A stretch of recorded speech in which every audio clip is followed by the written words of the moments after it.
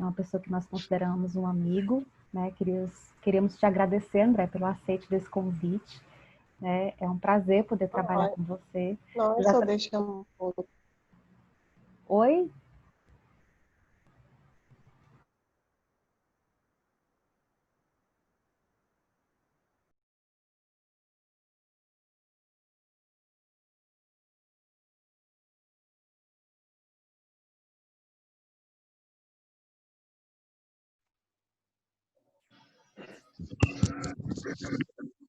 O microfone está desligado.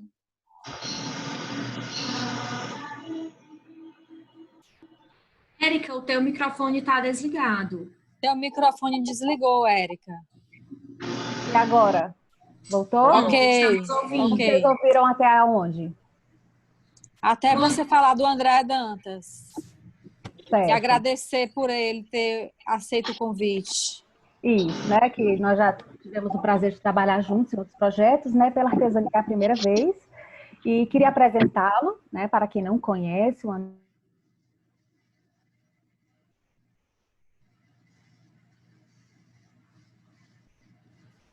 Desligou de novo, Érica. Desligou de novo. Gente, desculpa, eu acho que fui eu que tentei deixar todos os participantes mudos e acabei mudando a Érica também. Eu acho que eu fui pedir. Desculpa, vamos pedir para todos os participantes desligarem o seu microfone, para a gente não precisar fazer isso aqui, pode ser? Porque aí fica melhor. Sim. Porque como tem muitos participantes, né? Pode ficar mais pesada a transmissão, então a gente pede para que seja desligado o microfone. Bom, eu vou voltar a apresentar o André de novo, né? Porque tinha sido mutado. O André é psicólogo clínico de orientação junguiana, autor dos livros Psicologia Dialética, uma crítica interna à psicologia junguiana, Dialética da Modernidade, o Logos Instrumental e o Eros Simpático, Da Vontade de Potência ao Eterno Retorno, uma releitura dialética de Nietzsche, e o livro, né, atual, que é Da Antiguidade Arquetípica à Hipermodernidade Consumista, que é essa aqui que eu estou mostrando para vocês, né? E hoje o André preparou para a gente a palestra intitulada Depressão na Cultura da Performance, na qual ele discorrerá sobre o conteúdo desse seu quarto livro, né? E agora nós vamos ouvi-lo. Se a transmissão ficar muito pesada, houver travamentos, a gente também vai solicitar que a gente desligue o vídeo, mas por enquanto, né, vamos deixar os vídeos liberados. O nosso evento está programado para durar 2 horas, tá? Então, depois da fala do André, nós teremos aí um bom tempo, né, para apresentação de perguntas, para a gente discutir e interagir depois da palestra. E agora eu queria deixar vocês com a palestra do nosso querido André Dantas. André, a palavra é toda sua e obrigada.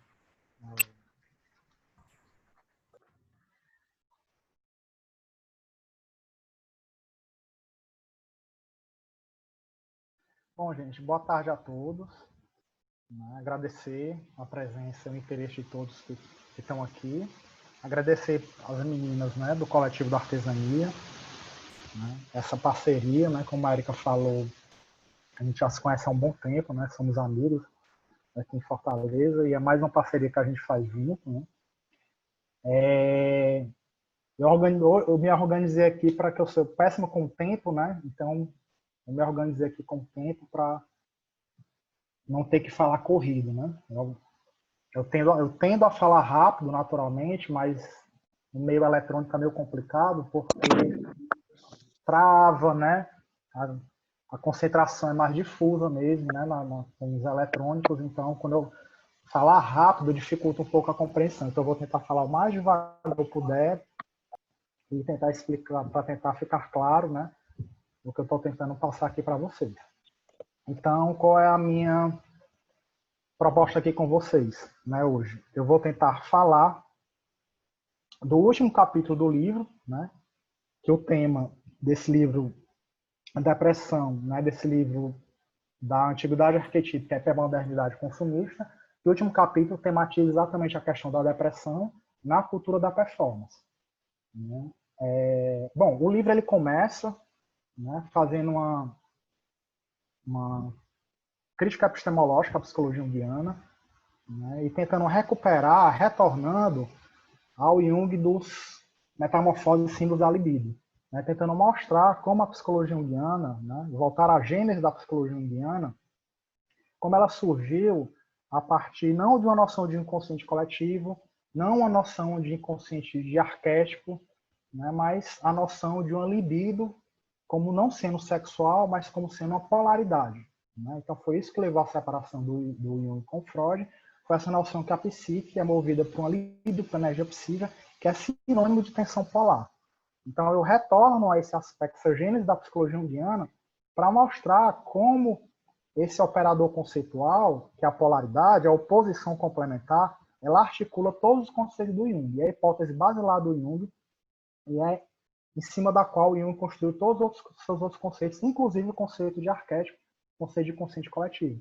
E para o Jung, o arquétipo ele faz um par polar, né, faz uma polaridade com o instinto, né, o par consciente coletivo ele é composto, principal antitético, arquétipo e instinto, e o inconsciente coletivo ele faz um par com a consciência coletiva, uma posição complementar com a consciência coletiva, porque ele é ativado.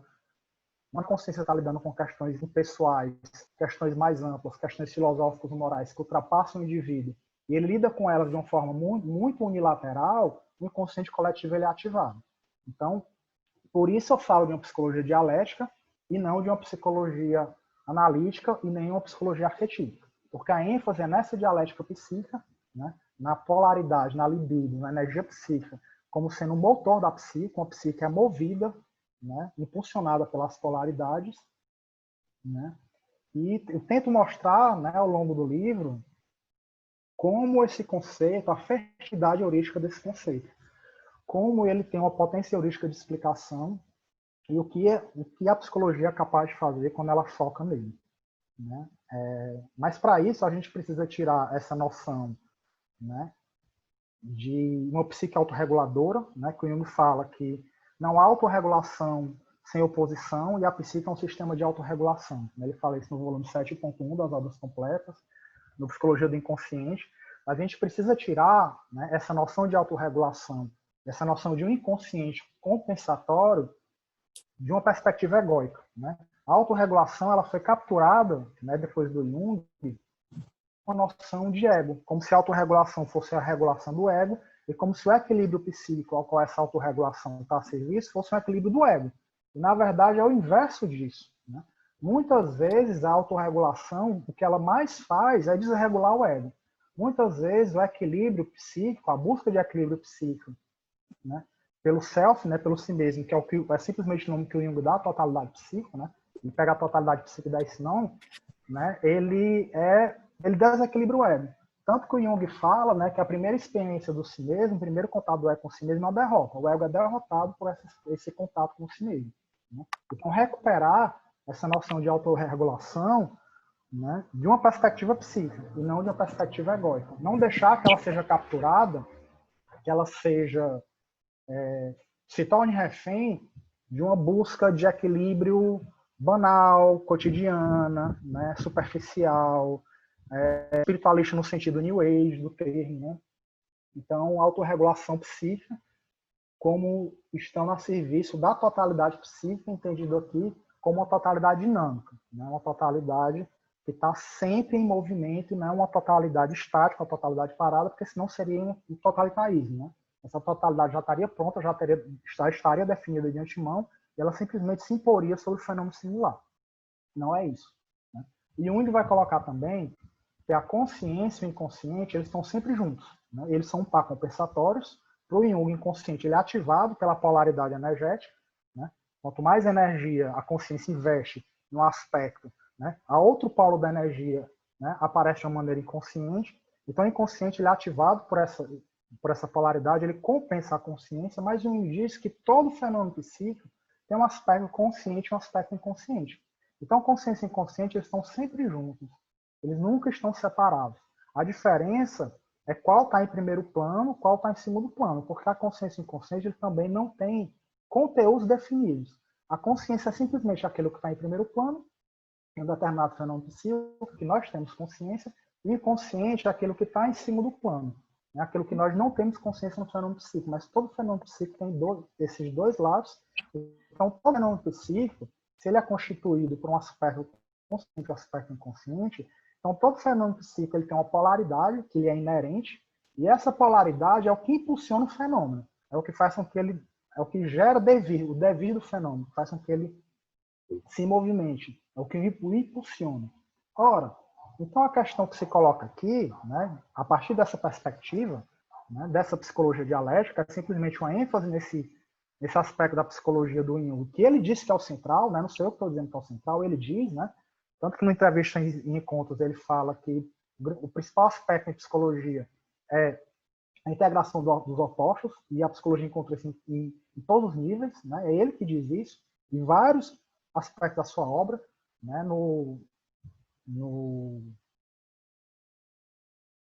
acho que é no Aberração, não lembro se é no Aberração, é na psicoterapia, que ele fala que a hipótese basilar dele de interpretação dos sonhos é que o sonho compensa a consciência. O sonho está trazendo um aspecto compensatório em relação à consciência. E ele diz é a hipótese de trabalho básica da qual ele parte, a hipótese basilar. E depois ele vai dizer que o modo como ele interpreta os sonhos é o modo como ele interpreta todos os outros fenômenos psíquicos. Então, eu estou simplesmente seguindo o que ele diz. Estou seguindo o que ele diz e tentando usar isso da maneira mais, vamos colocar assim, mais sutil possível, para que ele não seja usado de forma grosseira, porque facilmente ele é utilizado de uma forma grosseira e até clichê. Né? É uma coisa meio clichê, né? Vira uma operação mecânica. Né? Então, não se trata disso, né? Não é isso que eu estou propondo aqui. Nessa perspectiva, se todos os fenômenos psíquicos eles são movidos, né, por essa polaridade, e se todo fenômeno psíquico possui um aspecto consciente e inconsciente, né, então a questão é, se o inconsciente compensa a consciência, ele é aquilo que equilibra a consciência, equilibrar o excesso de unilateralidade da consciência, que a consciência para o Jung é, por definição, unilateral, né, ela é dirigida por um processo natural de unilateralidade, porque ela é um foco, né? Consciência é foco. Eu foco em algo, e todo foco possui um ponto cego, né? Eu enxergo alguma coisa, deixando de enxergar outra, né? Aquilo que eu não enxergo me possibilita que eu enxergue algo, né? Então todo foco, né, ele existe, ele é possível graças a um ponto cego, e o inconsciente ser esse ponto cego, que é inerente ao do foco, né? Todo foco de consciência ele tem um ponto cego, né? Então, a consciência é dirigida por esse processo de seleção e exclusão, ela seleciona algo, excluindo aquilo que a contradiz. Né? Então, essa noção de consciente, ela não é só uma noção epistemológica. Ela não serve só ao conhecer mais e ao conhecer melhor. Ela é, acima de tudo, uma noção ética. Né? Acho que primariamente ética, porque ela compensa a consciência, ela traz um equilíbrio dinâmico à consciência. É a antítese negada para a consciência. Daí que a questão que se coloca, né? A principal questão que se coloca, dentro dessa perspectiva aqui, dialética que eu estou tentando trazer aqui para vocês, né? A pergunta que se coloca é uma pergunta ética, que é que forma de vida é essa, né, que torna esse sintoma necessário. Né? Se o sintoma é a antítese negada para a consciência, é o oposto complementar, que é negado de uma forma por demais unilateral pela consciência. Se o sintoma é a outra polaridade da energia psíquica, que é excessiva para contrabalançar o excesso de unilateralidade da consciência. Então, ele faz parte de um processo autorregulador que é intrinsecamente ético. Né? Eu acho que essa é uma sacada do Jung, né? Algo que é né? O Jung era muito perspicaz, né? Ele tem umas sutilezas que às vezes a gente, quando lê muito rápido, deixa passar batido. Então acho que a gente não pode perder isso. Né? E o Jung, a teoria do Jung, né, é intrinsecamente ética. Né? Ela possui uma ética interna. Na psicologia junguiana, a ética ela não é um campo, vamos dizer assim, um aspecto da teoria. Ela não está à parte, ela não existe como se fosse um capítulo de um livro. O núcleo da teoria junguiana é ético, ou, né, a gente pode fazer aqui um jogo de palavras, dialético, nesse sentido aqui que eu estou tentando trazer para vocês. Né? Então, essa pergunta, que forma de vida é essa que torna esse sintoma necessário, né, que é uma pergunta ética, né, que norteia uma clínica dialética, né, uma clínica dessa perspectiva dialética, tem a ver com o próprio título, né, dessa palestra aqui que eu estou trazendo aqui para vocês. Que forma de vida é essa que torna o sintoma da depressão necessário? E o que é essa cultura da performance, o que é essa cultura performática que tem como sintoma necessário, intrínseco a ela, a depressão? Que é o que eu vou tentar responder para vocês, né, a partir de agora. Espero que dê tempo. Bom, então esse é o a priori da teoria, né, que a psique é movida por polaridades. Toda teoria tem sua a priori. Não existe teoria que não tenha um a priori. Né? Qual é a priori da psicanálise? Né? Que a psique é movida pela sexualidade e que a sexualidade ela é integrada, ela é articulada pelo complexo de ética. A priori da psicanálise. A própria noção de um empirismo, ela possui um a priori. O empirismo da ciência da natureza, por exemplo. Né? A ciência da natureza, todo fenômeno possui uma causa natural. E se você não conhece essa causa natural, é porque você ainda não, a teoria não se desenvolveu o suficiente, é porque você não tem os instrumentos necessários ainda para saber, né, para investigar a causa natural daquele fenômeno. Você não pode, numa ciência da natureza, introduzir uma causa sobrenatural, Deus, espírito, o que quer que seja, porque você não está mais fazendo ciência da natureza, está fazendo outra coisa. Né? Então, na hora que você traz uma causa sobrenatural para dentro de uma ciência da natureza, ela deixa de ser uma ciência da natureza. Ela é uma ciência natural porque, a priori, ela parte de um pressuposto, é uma hipótese de trabalho básica para ela poder funcionar, que todo fenômeno natural possui uma causa natural. E elas são cheias de lacunas. Né? As ciências são cheias de lacunas, elas mais não sabem do que sabem, mas o que ela não sabe, ela não introduz nenhuma causa extra, seja externa, a seu princípio de explicação básica, que é o princípio de que, né, a natureza gera natureza. Né? A natureza é como, vamos dizer assim, é aí onde ela entra em contradição, né? Porque ela trabalha com causas externas, a causa natural é uma causa eficiente, mas, né, o Kant mostrou isso muito bem, e se você leva isso, né, ao extremo, ela entra em autocontradição, porque a natureza ela vira autopoética, né? Que é a pergunta básica de onde é que veio o Big Bang, né? Ele se causou ele mesmo, o que havia antes? Então, são todas essas questões que, né, que movem a ciência da natureza, mas e que mostram que o empirismo dela parte também de um pressuposto. Não existe empirismo puro, empirismo neutro. É isso que eu estou tentando dizer aqui para vocês. Então, toda explicação, toda interpretação, ela parte de algo. E aquilo do qual Jung parte, né, que eu estou focando aqui, é essa noção de que a psique é movida por polaridades. O motor da psique, a energia que move a energia psíquica, é uma polaridade. Esse é o a priori.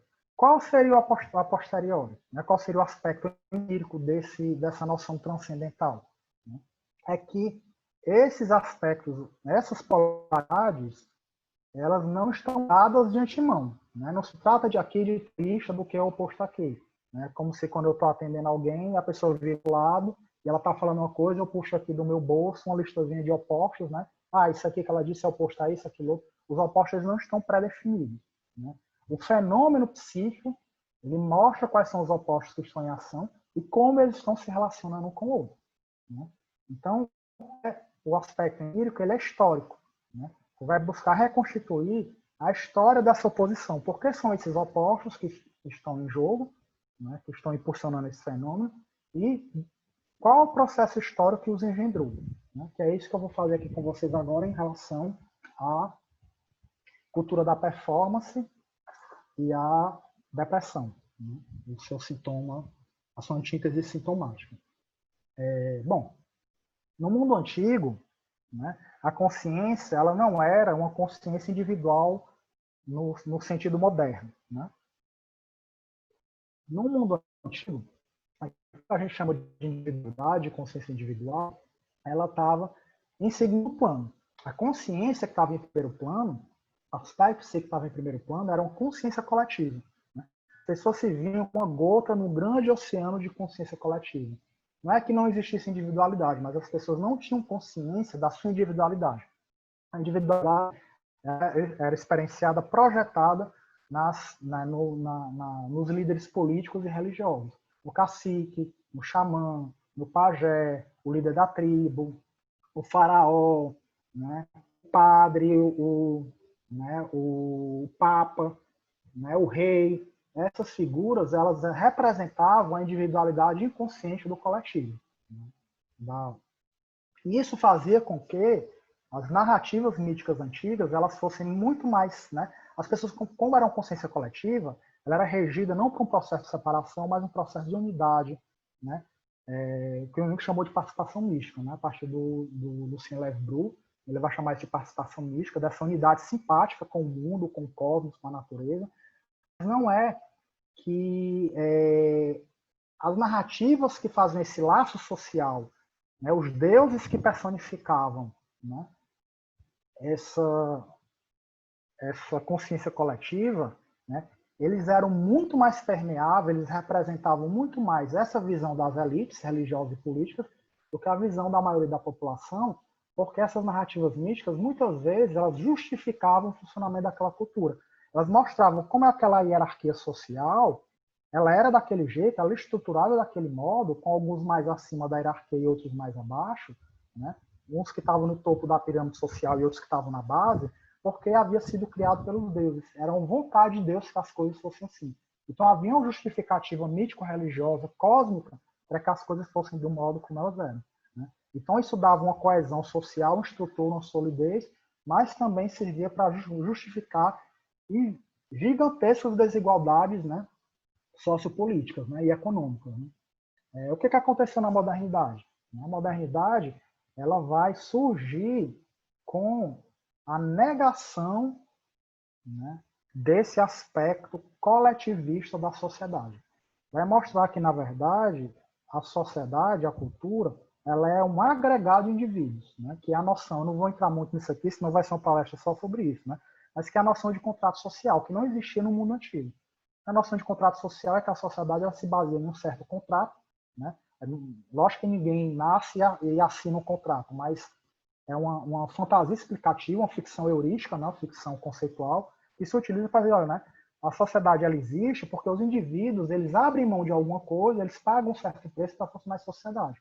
Então, quando você traz a noção de um contrato social à tona, já mostra que há uma noção de individualidade ali acontecendo, que as pessoas já têm uma certa noção de individualidade e que não há mais uma justificativa divina, mítico-religiosa, cósmica, para que a hierarquia social seja desse modo e não de outro. Qual é a grande expressão disso? Né? Qual é o evento que se marca simbolicamente o início da modernidade? É a Revolução Francesa com a decapitação do rei. Né? Na hora que eu pego o rei, né, e decapito o rei, e eu não coloco nenhum outro rei no lugar, não se trata aqui de uma substituição, né, mas não é aquele rei específico que é morto, mas o princípio que governa, né, a noção de um direito divino de governar, né? Quando o rei quando ele foi decapitado na Revolução Francesa, não foi a pessoa física do rei, mas a imagem arquetípica do rei, né? A gente pode colocar assim, o rei enquanto símbolo do direito divino de governar, né? Quando ele se cortou a cabeça dele e o corpo dele sangrou, é como se as pessoas disseram, tá vendo? Ele é humano como todos nós. Ele sangra, ele não é mais divino, ele não é mais próximo da divindade, não há uma verticalidade, ele não está mais acima da mundanidade do homem comum e mais perto do céu, mais perto de Deus. Ele é como todos nós. Então, a gente passa aí por uma outra noção, né, de mundo, uma outra visão de mundo, que é a visão moderna, que vê onde a individualidade está em primeiro plano. E o coletivo ele passa para segundo plano, porque o coletivo agora ele não tem mais uma vida própria, ele é simplesmente um agregado de indivíduos, é o local onde as pessoas se encontram e tem que entrar em acordo. Daí porque, né, mesmo nos países, né, onde ainda há reis, né, imperadores, reis, né, eles são só figuras decorativas. Né? Eles simplesmente assinam, eles dão, né, eles simplesmente corroboram aquilo que foi decidido, né, na democracia e no parlamento. O que vai acontecer na chamada pós-modernidade, hipermodernidade, modernidade líquida, né? Qualquer que seja o nome que você queira dar a essa segunda fase da modernidade, Né? O que está acontecendo? Qual a diferença, né, para a primeira fase da modernidade? É que vai ser colocado que não é a democracia o melhor sistema de representação do indivíduo. Não é a democracia porque a democracia pressupõe o voto. Né? Ela pressupõe que o voto, que a pessoa que está eleita ali, ela foi eleita pelo voto da maioria. Né? Então, a democracia é simplesmente o sistema de eleição da maioria. A democracia é a lógica da maioria, é uma lógica majoritária. Deixa eu fechar aqui a janela, que eu acho que tem um som que está... Não sei se está atrapalhando vocês, né? Mas está bem alto. Bom, então a democracia, né, nessa visão, que é a chamada visão neoliberal, ela não é capaz de dar conta do pluralismo individual das sociedades pós-modernas. Né? O que eles falam? Né? O que o neoliberalismo diz, para resumir, sintetizar ao máximo? É que no sistema de votos, né, o sistema de votos é simplesmente aquilo que faz que a sociedade continue governada por um processo majoritário que faz com que as minorias elas sejam, né, não sejam ouvidas. Né? As minorias elas continuem silenciosas. Nessa visão neoliberal, né, o que eles colocam é que o mercado ele é muito mais permeável, ele é muito mais eficaz na representação da individualidade, da sociedade como simplesmente um agregado de indivíduos. Porque no mercado, os indivíduos eles se embatem diretamente, eles se enfrentam diretamente, eles têm que negociar, eles se embatem, os seus interesses individuais estão ali em jogo. Enquanto o mercado, ele é direto. Né? Daí a diferença entre o neoliberalismo e o liberalismo clássico é que no liberalismo clássico, ainda, né, eles trata-se de dividir o mercado e a sociedade. Né? O mercado e o Estado. Né? A sociedade ela é dividida entre o aspecto do mercado e o aspecto político do Estado. Eles falam, né? O mercado ele tem que ficar à parte do Estado e ele precisa operar livremente. O Estado não pode interferir no mercado. O Estado tem que deixar o aspecto do mercado ali, de lado, deixar que ele opere livremente e cuidar de certos aspectos sociais específicos. Né? Então, o liberalismo clássico ele limita o Estado. O neoliberalismo, ele diz que o próprio Estado tem que estar submetido às leis do mercado. O neoliberalismo, ele prega uma submissão do Estado, do aspecto social, que ainda é representado pelo Estado, ao próprio mercado. Porque na visão de mundo neoliberal, que é a visão que é dominante, né, na pós-modernidade, a pós-modernidade ela cada vez mais, né, sendo dominada por essa lógica neoliberal, essa visão de mundo neoliberal, coloca que o mercado ele é meritocrático. Né? Como os indivíduos se embatem diretamente, se encontram diretamente, né, ganha na concorrência, é uma concorrência direta, não é mediada, e ganha quem é mais eficiente em oferecer o que o outro quer, né, em vender o melhor produto, quem é mais eficiente em fazer a gestão, né, da saúde, mais eficiente em fazer a gestão, né, da segurança, daí que ele prega polícias privadas, né, não a polícia de Estado, mas a polícia privada, né, com seu sistema de segurança, onde você paga pela segurança e quem oferece o melhor serviço vai simplesmente, né, vai abocanhar um campo maior da sociedade. Isso para tudo, né? Está para a polícia, para a saúde, né, para tudo. Né? Por exemplo, se você quer vender seu coração, quer vender seu órgão, né? Você tem dois rins, você quer vender um, venda, né? O corpo é seu, você tem direito sobre o seu corpo. O Estado ele não tem domínio sobre o corpo dos indivíduos, né? O corpo é uma propriedade, né? É a sua propriedade primária. Então, se eu quero ganhar uma grana vendendo meu rim, eu vendo meu rim, né? Para quem quiser comprar o rim, tá tudo bem, né? Então, é uma expansão do mercado para campos que antes, né, no liberalismo clássico, ainda estavam protegidos da lei do mercado. Mas o que acontece? Né? Aí é a torção aqui que eu vou tentar mostrar para vocês agora. Né? O que acontece? Né? Se o Christopher Tucker, né, é um filósofo, ele tem um livro chamado A Sociedade Excitada, né? Nesse livro, ele mostra como a Sociedade Excitada, a filosofia da sensação. Nesse livro, ele mostra como o mercado ele surgiu ao redor do tempo, né? As cidades antigas, as primeiras cidades, elas tinham no seu centro geográfico um templo religioso, né, da religião oficial, né, daquela cidade, e os primeiros mercados surgiram ao redor desse templo, na praça desse templo. Porque na praça desse templo, né, a violência era proibida, né? Havia, né, uma proibição, um policiamento, né, uma vigia para que não ocorresse violência, para que não houvesse nenhum tipo de guerra, para que a coisa ocorresse pacificamente, porque a única violência permitida é a violência contra a vítima sacrificial. Então, né, ao redor do templo era seguro fazer negociações. Você mostrar seus produtos, você levar dinheiro, você fazer trocas, né? Uma cabra por uma vaca, né? Uma cabra por 10 cabras por uma vaca, né? Trocar coisas por outras coisas. Então ele vai mostrando como o templo, né, ele protegia o mercado e o mercado ele floresceu ao redor do templo, né? E a própria noção de banco, né, surgiu a partir da noção do tesouro do templo. Das oferendas, elas eram guardadas pelos sacerdotes do templo e foi daí que surgiu os primeiros bancos.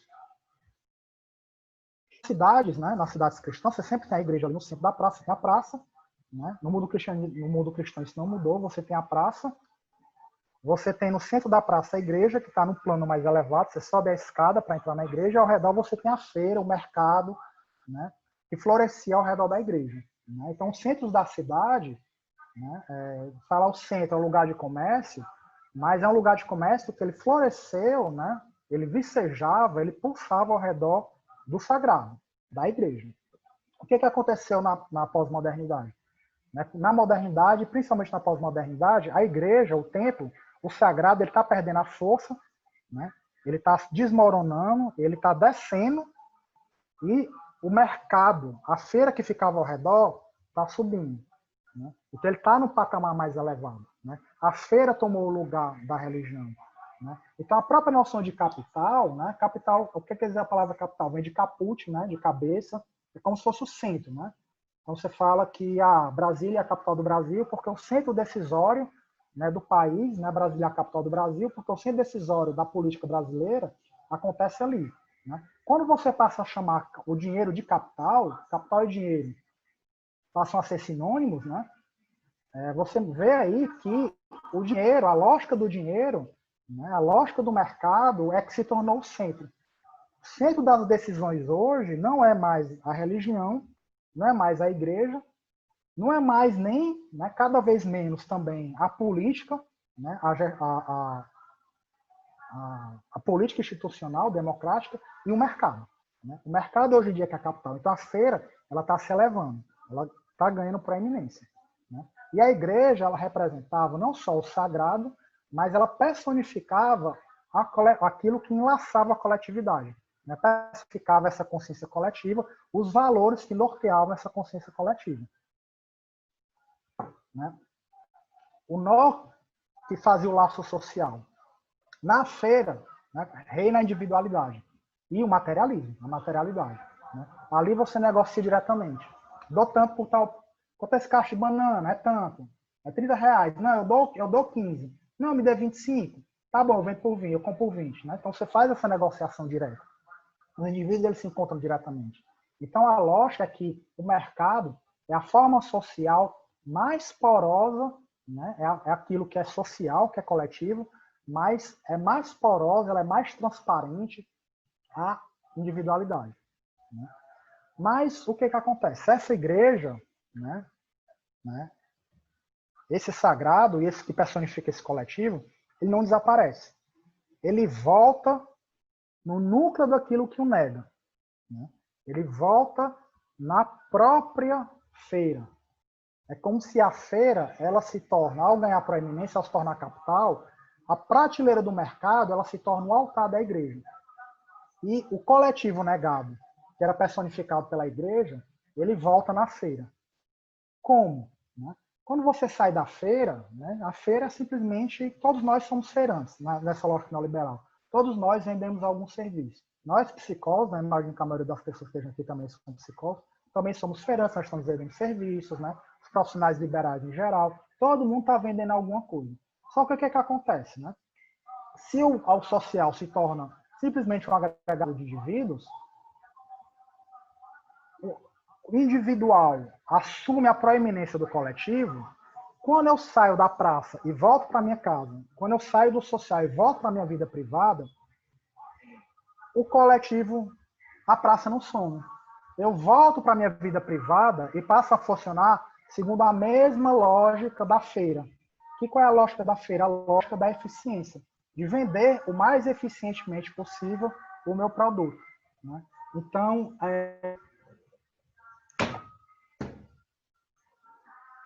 eu volto para a minha vida privada funcionando segundo uma lógica da eficiência que é traduzida em termos comportamentais como uma lógica da performatividade. Eu me torno um feirante em tempo integral. Eu me torno, né, a minha vida se torna uma microempresa que precisa ser gerida com a máxima eficiência possível. Então, a minha vida pessoal, a minha vida privada, ela passa a ser gerida, ela passa a funcionar segundo uma lógica da praça. A lógica que é uma lógica coletiva, que é a lógica da feira, que é a lógica do mercado, essa lógica da máxima eficiência, que aparece na vida com uma norma de performatividade. E a minha vida se torna uma microempresa que tem que ser gerida com a maior eficiência possível, e eu me torno um indivíduo performático. Eu me torno alguém que está o tempo todo tentando funcionar com uma performatividade mais intensa possível, né? Bom,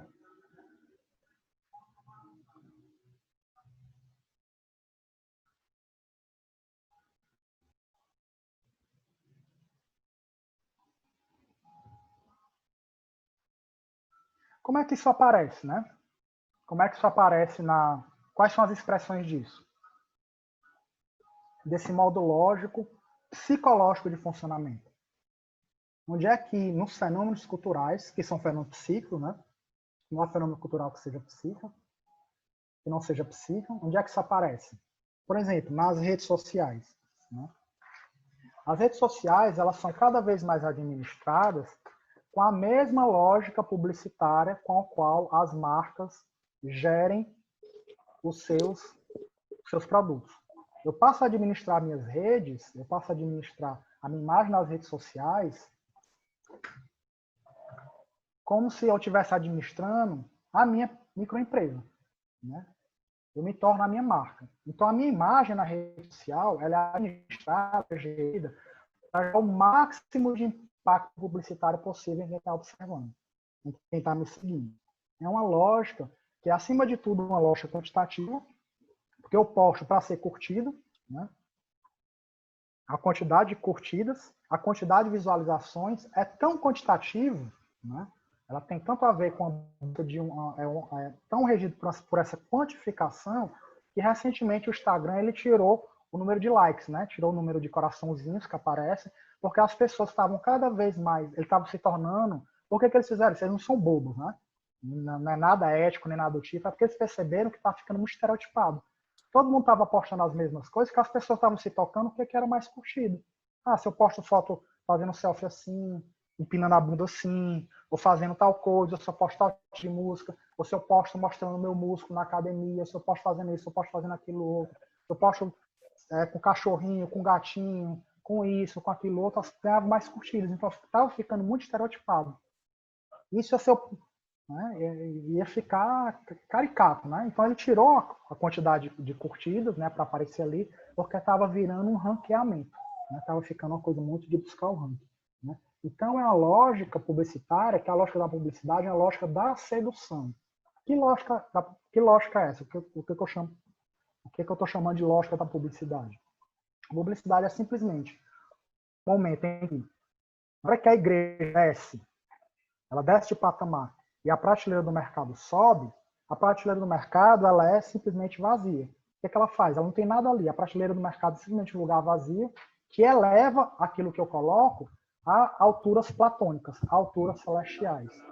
Ela idealiza aquilo que é colocado nela. Né? A publicidade é essa idealização. Né? Por exemplo, um exemplo banal, mas que é tão banal que todo mundo já deve ter passado. Né? Eu lembro quando o Subway abriu aqui em Fortaleza, né? Aquela marca de sanduíche que você monta sanduíche, isso há 12 anos atrás, 13 anos atrás. Né? Eu lembro que tinha uma fila enorme, né? A minha sala é vizinha a um shopping, né? É uma sala comercial de um prédio comercial que é vizinha ao shopping, tinha aquela fila enorme para as pessoas comprarem sanduíche, né? E eu não sabia montar aquilo direito, nunca tinha comido, né? E você tinha que montar, colocar alface tal, carne de tal tipo, molho de tal tipo. Aí eu olhei a imagem, né? Eu disse assim, eu quero aquele, né? E apontei. Né? Aí o cara pegou lá e fez, né? E me deu. Eu disse, não, tá errado, né? Não, você me deu errado. O meu não é esse não, o meu é aquele ali. Ele não é o mesmo. Mas é o mesmo, é. Então, a imagem do sanduíche que eu queria comer, o sanduíche que eu queria comer é um sanduíche platônico. Né? Aquele sanduíche não existe.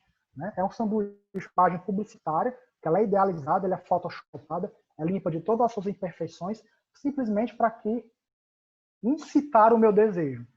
O meu desejo ele foi incitado por uma imagem platônica, que eu chamo de imagem platônica, uma imagem bela e boa. Né? O céu platônico, o céu hiperorganitopos, onde Platão dizia que tinha as suas formas arquetípicas, tudo que estava ali era belo e bom. Né? Por exemplo, essa cadeira que eu estou sentado, a imagem arquetípica da cadeira, a imagem ideal da cadeira, é uma cadeira bela e boa.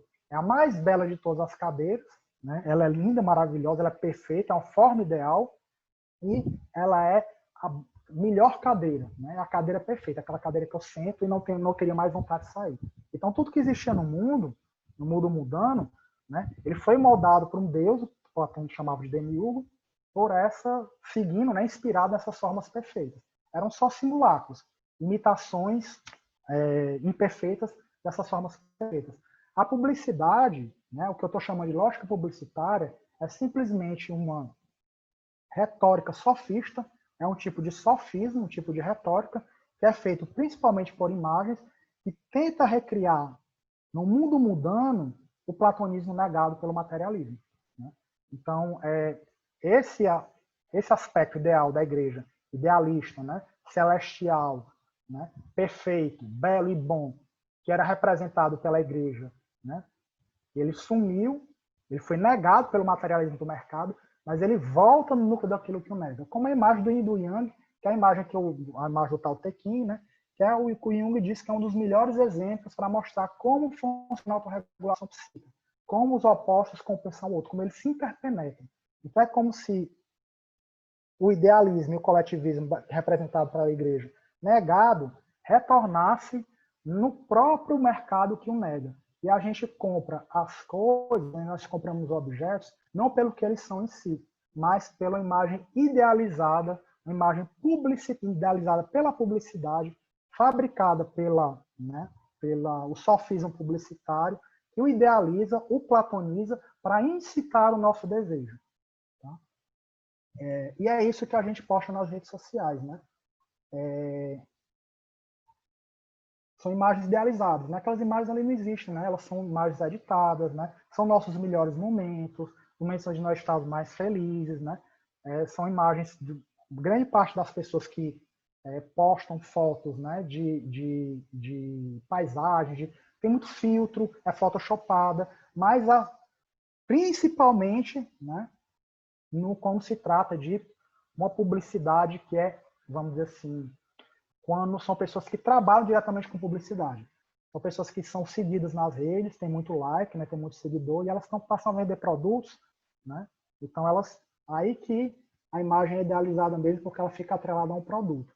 Então,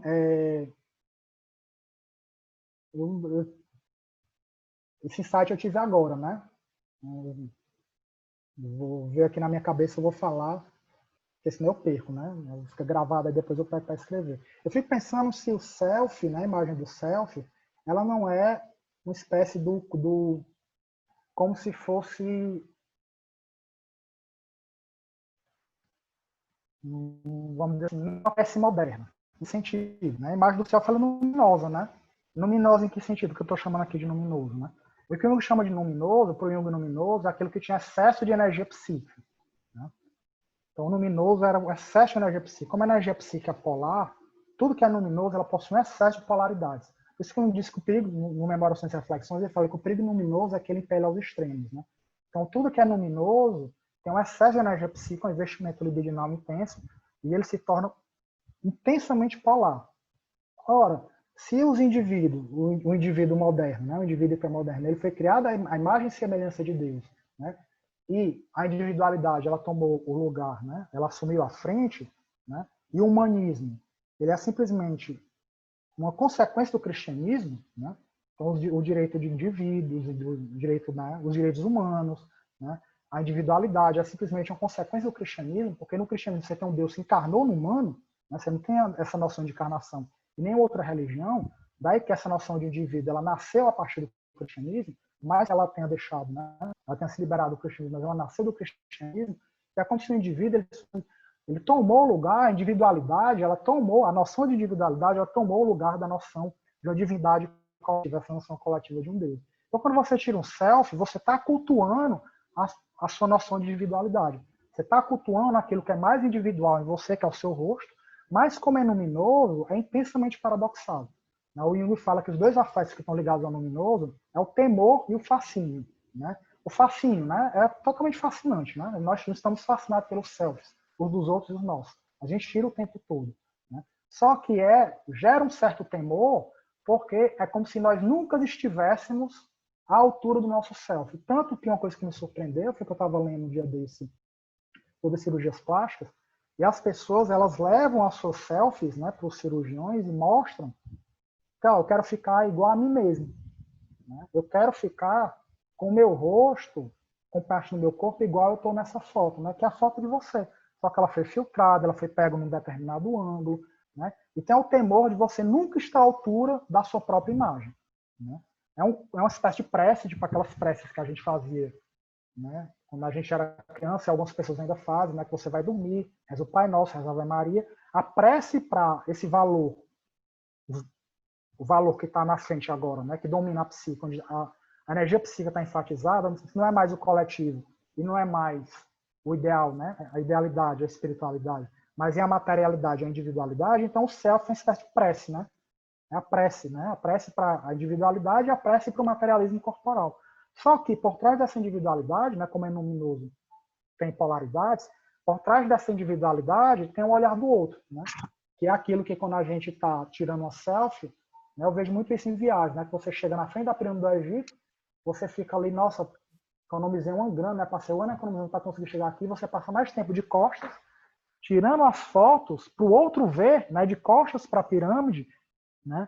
Tirando foto para que as outras pessoas vejam você seja curtido do que você mesmo contemplando e curtindo.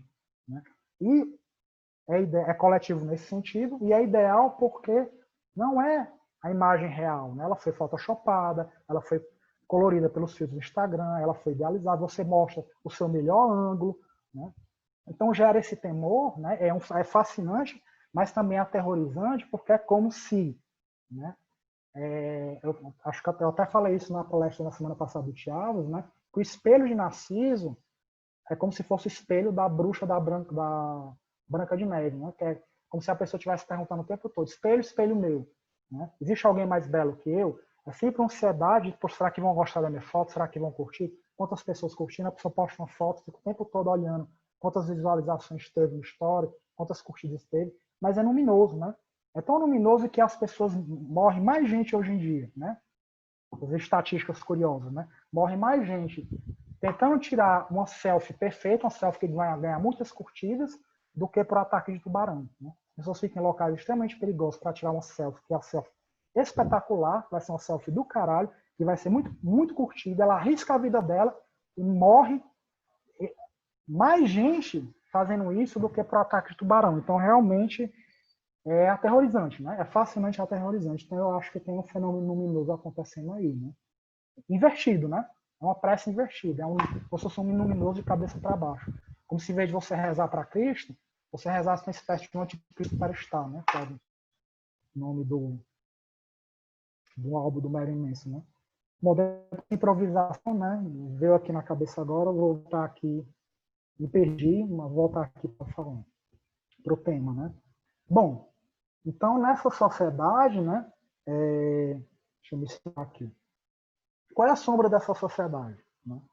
Qual é a o que nessa cultura materialista, essa cultura onde o direito a ser feliz, né, o que antigamente era um direito, que era o direito a ser feliz, se tornou uma espécie de injunção, uma injunção performática, né, de ser feliz o tempo todo. Se tornou quase que uma espécie, você sente como se fosse um dever, né, porque é como se você precisasse ser feliz, você precisasse ser leve, você precisasse ser alegre, né, para você poder ser aceito pelos outros, para você poder ser curtido pelos outros, para você ter um sentimento de pertença, né? A gente vive numa sociedade do entretenimento, uma sociedade que está o tempo todo oferecendo produtos e experiências de divertimento, né? Então, a antítese negada, né? Aquilo que essa consciência não consegue dar conta, que a lógica dessa consciência, né? Que a psicológica dessa consciência não consegue dar conta, né? Se acumula e volta na forma da depressão, né? A depressão é simplesmente o retorno do negado, né? Aquilo que é negado, para que nós possamos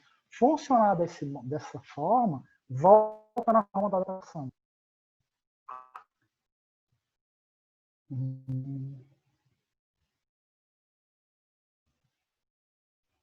Bom, o Pascal Bruckner, né, ele diz que a primeira sociedade que torna as pessoas infelizes, nós somos a primeira sociedade que torna as pessoas infelizes por não serem felizes, né?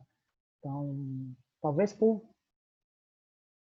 infeliz por não conseguir exibir para os outros performance de felicidade. Porque não basta ser feliz, não é só isso. Você tem que exibir a felicidade para os olhos dos outros. Você tem que mostrar o tempo todo que você é alegre, que você é divertido, que você é descolado, que você é leve, né? Você está como que sendo o tempo todo sofrendo uma espécie de injunção, né? Uma espécie de cobrança inconsciente para que você entretenha as outras pessoas, para que você divirta. A gente vive uma lógica da sedução, né?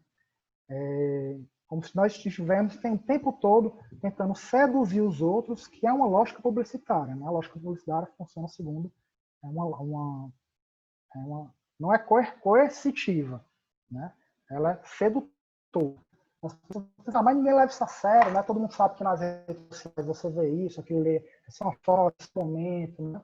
São um momento da vida, né? Todo mundo sabe que olha e vê que a pessoa está rindo ali na festa, está brincando, tá não sei o quê. Aquilo ali foi só um pequeno momento, que a pessoa não é só aquilo, que ela tem uma vida totalmente multifacetária. Mas é um pouco parecido com a lógica da propaganda. Ninguém acredita na propaganda, né? Todo olha para a propaganda, ninguém acredita que se você comprar L'Oreal, você vai ficar bonito como a Gisele Bündchen. Mas você bota a Gisele Bündchen para vender L'Oreal, e L'Oreal vende pra caralho, né? Daí que, por isso que a pessoa paga uma fortuna para a Gisele Bündchen fazer propaganda, né? Do diabo a 4 para vender até papel higiênico, porque vende muito, né? Então, é isso. Ninguém acredita, né? Mas todo mundo, né? Há uma fantasia inconsciente em ação, né? Que é capturada, é seduzida, né?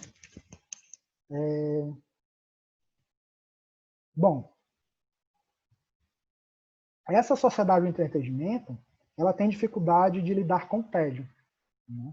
Nós temos uma dificuldade cada vez maior de nos entediarmos. Eu vejo isso, né, em fila, né? Em fila de supermercado, fila de banco. Eu confesso para vocês, né? Eu sou penoso e eu não uso a minha internet no local público, né? Eu sempre tentando poitar a internet dos outros, né? Para não gastar meu 4G. Então eu fico na fila, geralmente eu pego um livro para ler, eu fico olhando as pessoas, né? Eu fico não uso, né? Aí eu fico olhando muito, eu vejo que hoje em dia cada vez menos pessoas passam 5 minutos numa fila sem pegar no celular e olhar. Essa experiência de vazio contemplativo, ela está ficando cada vez mais, ela está sumindo, ela está desaparecendo. Na hora que você começa a sentir uma experiência de tédio, a primeira coisa que você faz é olhar quais são as atualizações no Instagram, se tem alguma mensagem nova, né, no WhatsApp, se alguém postou alguma coisa legal no Facebook, se chegou alguma coisa ali no seu e-mail, né? Então, nós estamos perdendo essa capacidade de tediar.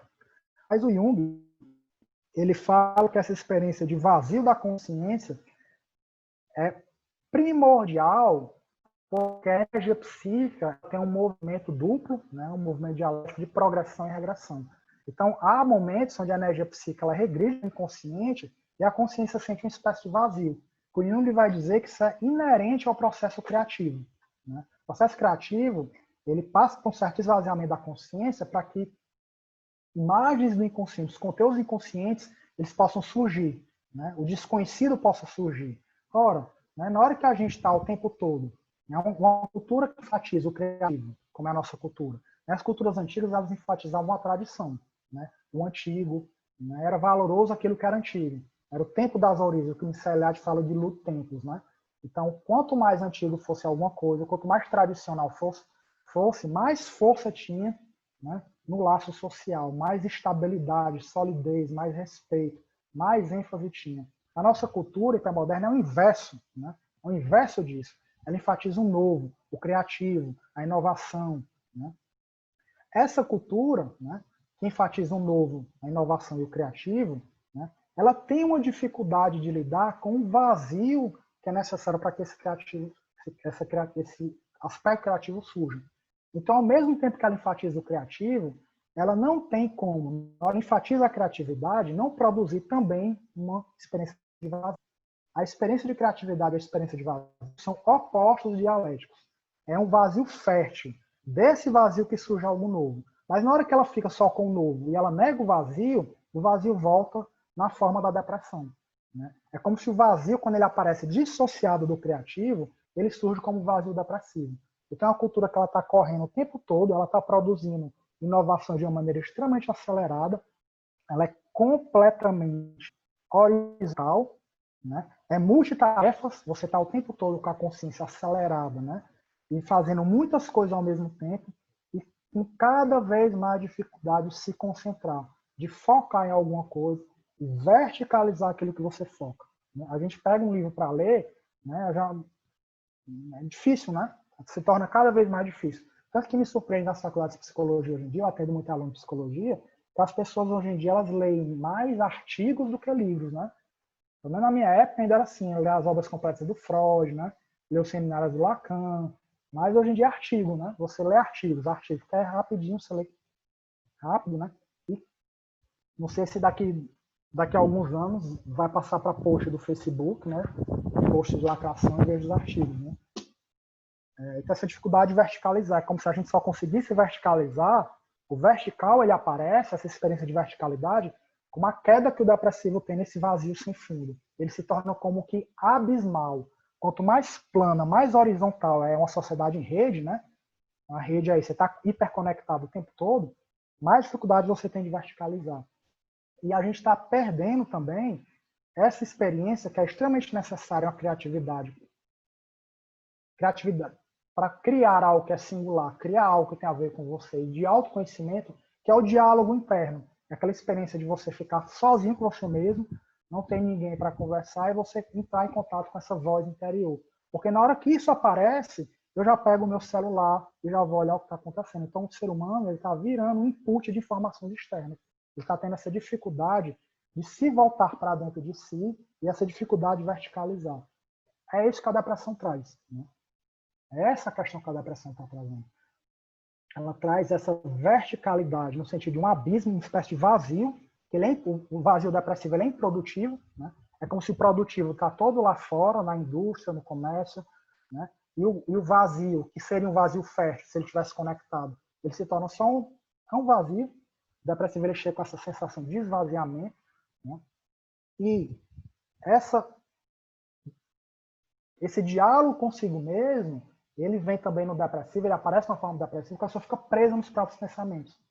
Eu não consigo parar de pensar, não consigo. Ele tem essa dificuldade de lidar com o outro. E essa dificuldade, essa sensação de não pertencimento, né, que o depressivo traz muito, como se ele fosse o chato da festa, né? Ixi, lá vem fulano, vem falar de desgraça, vem falar de tristeza. Aquela imagem do desenho animado, né, com uma nuvenzinha chovendo assim na cabeça, né?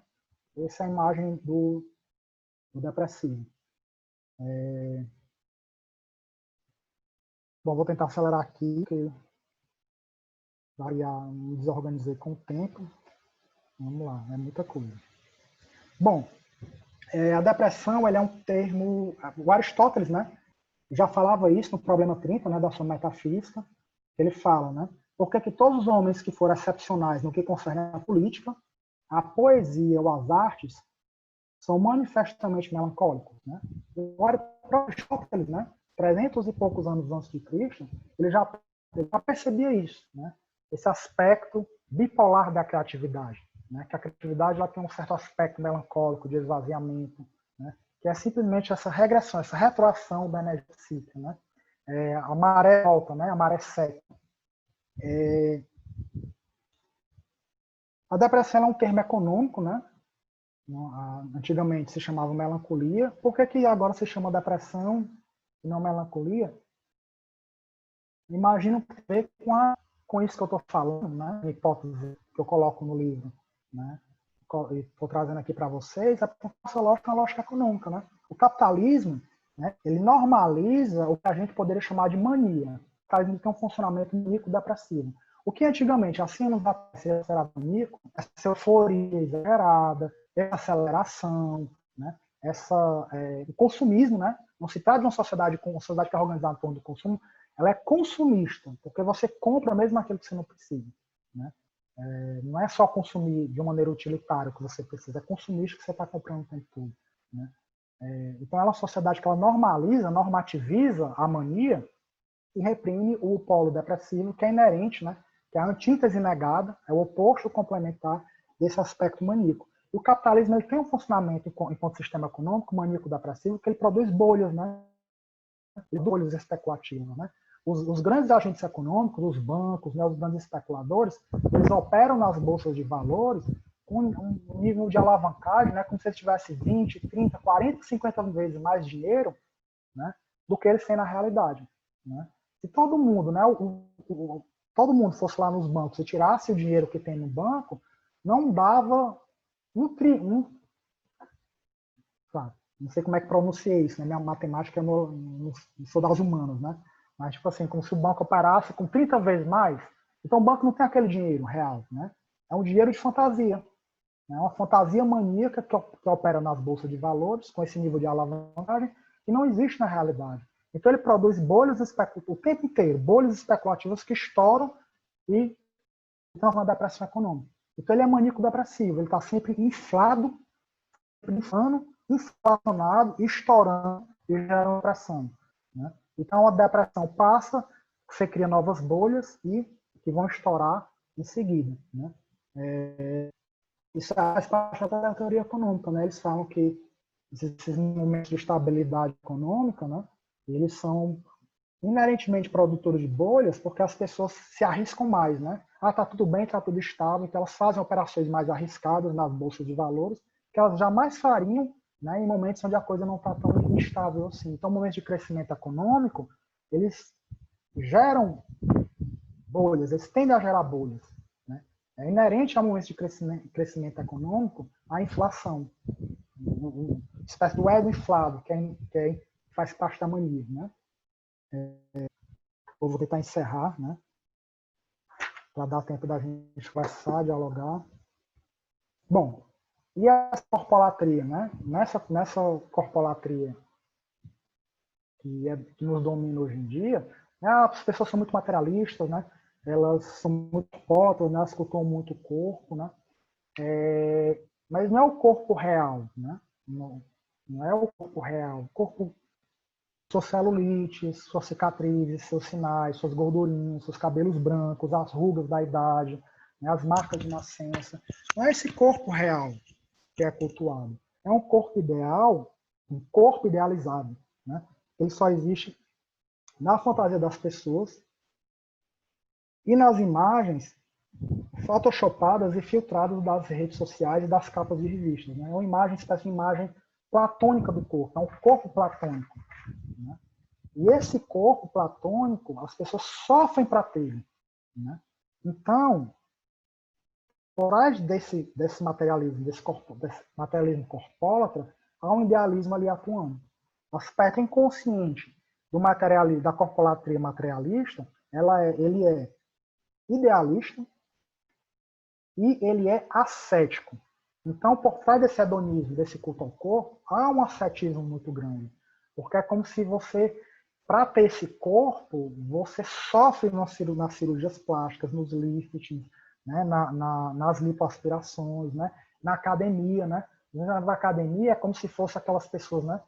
Fazem o suplício, né? Religiosos antigamente, pá! No pain, no gain, no pain, no gain, né? Então, é como se você precisasse bater no seu corpo para que os músculos inchassem, né? Como se fosse marca de peia. Você apanha ali para poder ficar com o corpo inchado, né? Então tem um ascetismo muito grande, né? A gente vê muito isso na relação com a comida, né? A relação com a comida não é o hedonismo da boa mesa, né? As pessoas têm uma relação muito ansiosa e angustiada cada vez mais com a comida, né? Como eu falei para vocês, eu trabalho, né? Minha clínica vizinha ao shopping, eu almoço muitas vezes nesse shopping, na praça de alimentação, eu vejo as pessoas na fila com o celular ligado, eu fico olhando, né? Eu fico ali, meu povo diz aqui, curiando. E são esses aplicativos que fazem conta, né, de calorias, né? Ah, meu Deus do céu, eu fiz um monte de gordice no final de semana, será que eu vou poder comer isso, comer aquilo? Então tem um ascetismo muito grande ali operando, né? Então, contra a sombra antitética, né, a sombra sintomática desse corpo aditivado, desse corpo protético, desse corpo sarado, é o corpo apodrecido depressivo, né? O depressivo, ele tem, os pacientes que eu já atendi com depressões mais severas, eles geralmente chegam depois de passar em vários médicos, porque eles acham que eles estão com problema de ação, tem algum problema no rim, eles estão com câncer no sangue, tem alguma coisa errada no seu corpo, literalmente, fisicamente. Tem alguma coisa podre no seu corpo, como tem algum órgão meu que não está funcionando bem, e é por isso que eu estou me sentindo mal. É algo físico, é algo de apodrecido ali no corpo. E depois que ele passa por, pelo menos os que eu atendi, né, passaram por trocentos médicos, não, eu acho que o seu problema é psicológico, né? Aí eles chegam e descobrem que, né, na verdade, essa podridão, esse lixo, é um lixo emocional, né? Uma sociedade que produz novidade o tempo todo, produz lixo ao tempo todo, né? O nível de lixo que a gente produz hoje em dia, assim, é um negócio exorbitante, né? Assim, não sabe fazer com tanto lixo, porque a gente está sempre criando coisas novas. O oposto complementar disso, que é óbvio, é que a gente está produzindo muitas inovações e muito lixo. Então, essa cultura da novidade é uma cultura também do lixo, do velho. A cultura do novo também é a cultura do velho. E esse lixo, né, eu estava lendo uma reportagem esses dias, tem países, o lixo eletrônico, né? Tem países na África que tem lixões de quilômetros e quilômetros quadrados de lixo eletrônico, porque é mais barato você jogar lá, né? Então esse celular velho, né, que não funciona mais, que você não consegue dar para ninguém, ele simplesmente vai chão, por exemplo, de gama, né? Na internet, são lixões assim enormes, enormes, enormes de computador, notebook, televisão, celular, assim, lixo, montanhas e montanhas e montanhas e montanhas e montanhas de lixo, né? E simplesmente os países capitalistas jogam lá, né? Virou depósito de lixo, né? Vários países africanos são depósitos de lixo dos países ocidentais. Em termos psíquicos, emocionais, o depressivo é esse depósito de lixo, né? A depressão é como se fosse esse lixo que você vai... Isso que lixo, porque não serve, não se adapta a essa consciência, esse funcionamento da consciência, ele vai se acumulando e volta na forma de depressão, né? E para fechar, né? Por que a depressão hoje em dia, né? Fica mais interessante a gente passar para a conversa, né? Por que a depressão é sintoma social, né, e não é histeria? Ora, a histeria na época do Freud era um sintoma social, no sentido de ser um sintoma mais disseminado, porque era uma cultura da negação da sexualidade, era uma cultura regida pela repressão, né? Então era a repressão, essa cultura da cultura moderna ainda, né? Na modernidade, a cultura moderna ainda funcionava segundo a lógica da repressão. Então, o inconsciente dessa consciência que operava segundo a repressão era o inconsciente que funcionava segundo a lógica da estimulação. Então, você tinha uma repressão consciente e um inconsciente intensamente estimulado. Era um caldeirão de impulsos, né? Um caldeirão de paixões ali em ebulição, né? Que voltava na forma do sintoma histérico, né? Na pós-modernidade, né? O exagero histérico, né, o drama histérico, ele se diluiu na sociedade do espetáculo, né, virou parte do espetáculo. Né? Todos nós dramatizamos a nossa vida, exageramos para poder aparecer nas redes sociais, né? Então, a nossa sociedade inverteu essa lógica, né? É uma sociedade da estimulação publicitária, né? Na sociedade da repressão, a psicopatologia e o social como um todo, ele era muito impulsionado pelo conflito de autoridade, seja com as figuras de autoridade exteriores, seja com a internalização dessa autoridade, né? Na forma da repressão. Na sociedade hipermoderna, a estimulação ela passou para o primeiro plano, né? E a repressão passou para o segundo plano. A estimulação se tornou consciente e a repressão se tornou inconsciente, né? O que é a estimulação publicitária, né? Por exemplo, quando eu uso uma rede social, Instagram, o Facebook da vida, né? Essa lógica do neoliberalismo, ele não é uma lógica que tem disposições normativas de conteúdo, como ainda era na modernidade. A modernidade ainda tinha uma disposição normativa de conteúdo. Você não pode desejar isso e nem aquilo outro. Você só pode desejar isso aqui. Isso e aquilo outro aqui estão proibidos. Na hipermodernidade, que é regido por essa lógica do neoliberalismo, que é uma lógica econômica, né? Tudo se submete ao princípio da economia, ela não tem uma disposição normativa de conteúdo, ela é simplesmente a prateleira da feira, eu posso colocar qualquer coisa ali para vender. É o meu rim, né? Se eu quiser botar uma feirinha de rim e as pessoas quiserem assinar o contrato, né? Autoriza o André para vender o rim, né? Eles falam isso mesmo, né? Tá lá, ele comprou o rim, faz a intermediação e vende o rim para os outros, né? Eu não vou morrer se eu tirar meu rim, então vou levar o rim, né? É o princípio do indivíduo, né? É a governança do indivíduo. O Estado ele não tem propriedade sobre o seu corpo. O corpo é meu, né? Então, se eu quiser ver meu rim, eu vejo meu rim na feira. Então, essa prateleira da feira, ela é vazia, ela não tem conteúdo. Você pode colocar qualquer coisa nela, né? Então, você não tem uma disposição normativa de conteúdo, mas ela opera tornando aquilo que é colocado o mais desejável possível, porque é feita para vender. Então, na hora que eu coloco alguma coisa ali, ela idealiza. A publicidade, a retórica publicitária platoniza aquilo, eleva, né, a um nível celestial, ao hiperônimo todo, se idealiza, coloca uma certa imagem de perfeição e para seduzir o nosso desejo, né? Então, para estimular o nosso desejo, a lógica que opera é a lógica do desejo. Então, quando eu estou usando as redes sociais, isso é muito claro, né? Nas redes sociais, fica muito claro que o neoliberalismo ele é uma espécie de... Eu vou usar uma expressão... Pegar as costas de vocês, tá? Eu vou usar aqui uma expressão aqui deleuziana, né? Que os deleuzianos que estão aí vão ficar putos comigo, mas eu vou usar em outro sentido que não tem nada a ver com o sentido de Deleuze. Vou só pegar o nome e vou usar em outro sentido. Então, o neoliberalismo ele é uma espécie de máquina desejante, né? Máquina desejante em que sentido? Porque ele é uma lógica quantitativa, ela não tem qualidade, e ela opera simplesmente, é uma máquina de calcular o gozo. Ele faz o cálculo dos prazeres, é uma lógica utilitária. Ele faz o cálculo dos prazeres e tenta maximizar o prazer, ela computa o desejo das pessoas. Onde isso fica mais visível nas redes sociais.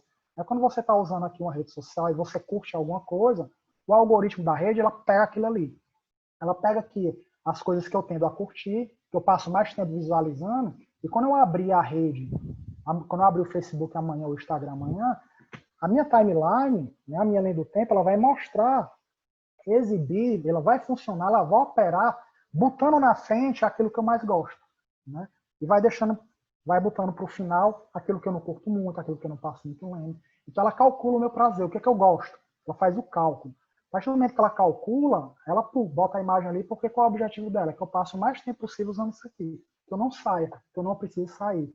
Então o neoliberalismo é essa máquina, né, essa calculadora de prazer, né, e ela de maximização do prazer e de intensificação do desejo. Então, quando eu coloco alguma coisa na prática, a prateleira é vazia, simplesmente interessa que o que seja colocado ali é aquilo que gere desejo nos indivíduos. Ele está o tempo todo tentando saber o que é que eu desejo. É um funcionamento, é uma sociedade regida pelo desejo nesse sentido, né? Você pode desejar o que você quiser. Agora a gente vai ganhar dinheiro em cima disso. A gente quer saber o que você deseja para poder vender para você. a gente vai vender muito melhor do que se você encontrasse aí de graça, né? A gente vende para você. Né? Então, essa é máquina desejante nesse sentido, que ela faz o cálculo dos prazeres, né? Ela computa o seu gozo para colocar ali. Mas a repressão não sumiu, né? A repressão passou para o segundo plano, né? E como é que ela opera, né? Para poder gozar, por exemplo, para poder ter um prazer no nível literal sexual, eu tenho que ter um corpo sarado, né? Então, como Foucault diz no Microfísica do Prazer, né? Não é mais se vista, né? Não é fique nu, mas seja belo, bonito, magro e bronzeado, seja sarado para você ficar nu. Você não pode ficar nu aí e ficar mostrando as suas gordurinhas, né? Celulite, né? Barriga caída, peito caído, bumbum caído, músculos, bíceps fracos, para ficar nu mostrando. Não. Reprime, né? Então essa repressão ela continua operando. Para você poder comprar a mercadoria, né, que intensifica o seu gozo, que gera um gozo intensivo, você tem que trabalhar muito, porque é caro, né? Você soa muito, né? É muito suave. E essa pluralização de opções, né, que aparentemente ela está a serviço do prazer, né? Ela está a serviço, né? Quanto mais opções eu tenho de compra, né, mais opções eu tenho à disposição no mercado. Quando a feira ela se diversifica, lógico que eu vou ter mais prazer. Eu tenho muito mais coisa, né? A feira, né, virou assim um negócio que tem tudo ali, né? Até rim, se eu quiser comprar. Mas quando você tem muitas opções e você está o tempo todo olhando para fora, né?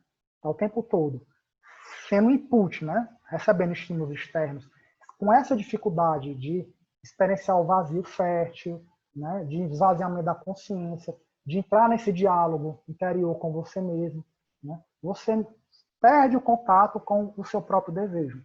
Então você se torna refém daquilo que é colocado como isca do seu desejo. Onde é muito evidente isso, né? Outra experiência banal, mas que diz muito por ser banal, por exemplo, você liga o Netflix, você tem ali centenas e centenas de filmes, né, ali. Aí você, vou ver esse aqui. Deu 10 minutos de filme, você não gostou, você já sai e já vai para o esse filme não me pegou, não. 5 minutos de filme, né, esse aqui também. 5 minutos já não me pegou, já não me seduziu, vou para outro. Quando você acaba a noite, você passou mais tempo olhando os filmes do que assistindo o filme que você escolheu. Então, essa pluralização excessiva, ela reprime o seu prazer, né? Essa estimulação do prazer aparente, né? Essa dada estimulação. Essa pluralização de mercadorias, aparentemente ela estimula o seu prazer, mas inconscientemente, em segundo plano, ela o reprime porque você não consegue aprofundar a experiência. Você fica pulando de filme em filme, você fica pulando de site em site, pulando de post em post. Você pega aqui o seu, né, seu Tinder, deu match aqui com uma pessoa, pronto, eu vou encontrar fulano. Aí você tem 3 encontros com o fulano que você match. Mas não me apaixonei ainda, tem outros, né? Não, porque assim, se não pegou, é porque não é culpa do Tinder, né? O Tinder aqui tem centenas de opções. Não rolou. Ou a culpa é minha, que eu não soube escolher. Você fica sempre olhando para os lados, né? É sempre no horizontal. Olhando para aqui, olhando para ali, sempre passando o dedo, né? Passando o filme, dando match em várias pessoas, e com essa incerteza quanto à sua escolha. Você não sabe se você escolheu certo, porque eu vou ficar perdendo tempo com essa pessoa se eu tenho 10 crush ali no Tinder, né? Me esperando, e deu match ali, eu estou conversando. Então você não consegue aprofundar a experiência. Tem essa dificuldade de verticalização. E tem um prazer que é um prazer superficial, banal. E gera muita frustração, porque como ele é idealizado, né? As suas expectativas em relação a ele são muito altas. Novamente, né? As pessoas dizem assim, mas é óbvio que ninguém acredita nisso, né? Conscientemente não, tá? Conscientemente não. Mas você vai olhar quanto que as empresas investem em publicidade e quanto que elas investem em recursos humanos, você ainda vai descobrir que a primeira coisa que a empresa faz quando ela passa por dificuldades financeiras é demitir o psicólogo. E a última coisa que ela faz é demitir o publicitário, né? Então, grande parte da grana que as empresas investem é na publicidade. Então, o depressivo é tudo aquilo que essa cultura não consegue integrar. Contra essa sociedade neoliberal de intensificação do desejo, essa máquina desejante que tenta calcular o seu gozo e oferecer mercadorias que seduzam o seu desejo, o depressivo vem com a anedonia do desejo. Ele chega com a alma broxada, né? Uma alma broxa, uma alma que não consegue ter prazer. Então, Platão, né, no Banquete, ele dizia que Eros era filho de Poros e Pênia, né? O Poros era cheio de recursos e Pênia era o aspecto miserável. Então, esse aspecto miserável do Eros, né, do desejo, que leva com que os humanos eles queiram ascender às alturas platônicas, né? Eles se enchem de recursos para conseguir atingir essas imagens arquetípicas, né, no sentido platônico do termo, que estão nesse céu hiperurânio topos. Quem faz isso hoje em dia não é mais a filosofia, não é mais a religião, mas é a publicidade. E a publicidade, ela enfatiza muito esse aspecto do recurso, do poros, do desejo, e deixa de lado o aspecto miserável, esse aspecto de vazio, esse aspecto de falta. Mas como ele é inerente, essa cultura, né, da oferta demasiada, essa cultura do prazer demasiado, é intrínseco a ela, é como se fosse o yin desse ano, o aspecto miserável do desejo, o aspecto faltoso. Uma cultura do entendimento, ela torna a pessoa muito mais sensível ao tédio. É como se o tédio ele se tornasse insuportável. Quando você entra em contato com o tédio, você não suporta, né? Porque você mais escuta os dias das crianças hoje em dia, eu estou entediado, né? Tipo assim, faça alguma coisa aí para me divertir, que eu estou entediado. Então, assim, a dificuldade de lidar com isso, e quando você tem o coletivo, a narrativa coletiva, ela tem essa dificuldade de oferecer um continente para essas experiências, só resta o sintoma da depressão, né? É só o que... Bom, gente, era isso, né? Eu vou parar agora por questão de tempo. Tem umas coisas aqui para falar, mas... Certo, André. Muito obrigada, viu, pela sua fala. Foi uma fala riquíssima. E você leva demais o debate junguiano. Muito obrigada mesmo. E agora a gente vai abrir, certo, para esse momento, né, de troca, de discussão. E a gente vai proceder da seguinte forma. Quem quiser fazer uma pergunta, pode ativar o seu áudio e fazer a pergunta aqui mesmo, diretamente para o André, ou pode colocar também a sua pergunta no chat, que a gente vai tentar aqui organizar a ordem, certo? Aí você diz o seu nome e o local de onde você está falando, né? Então, fiquem à vontade, quem quiser já apresentar alguma questão.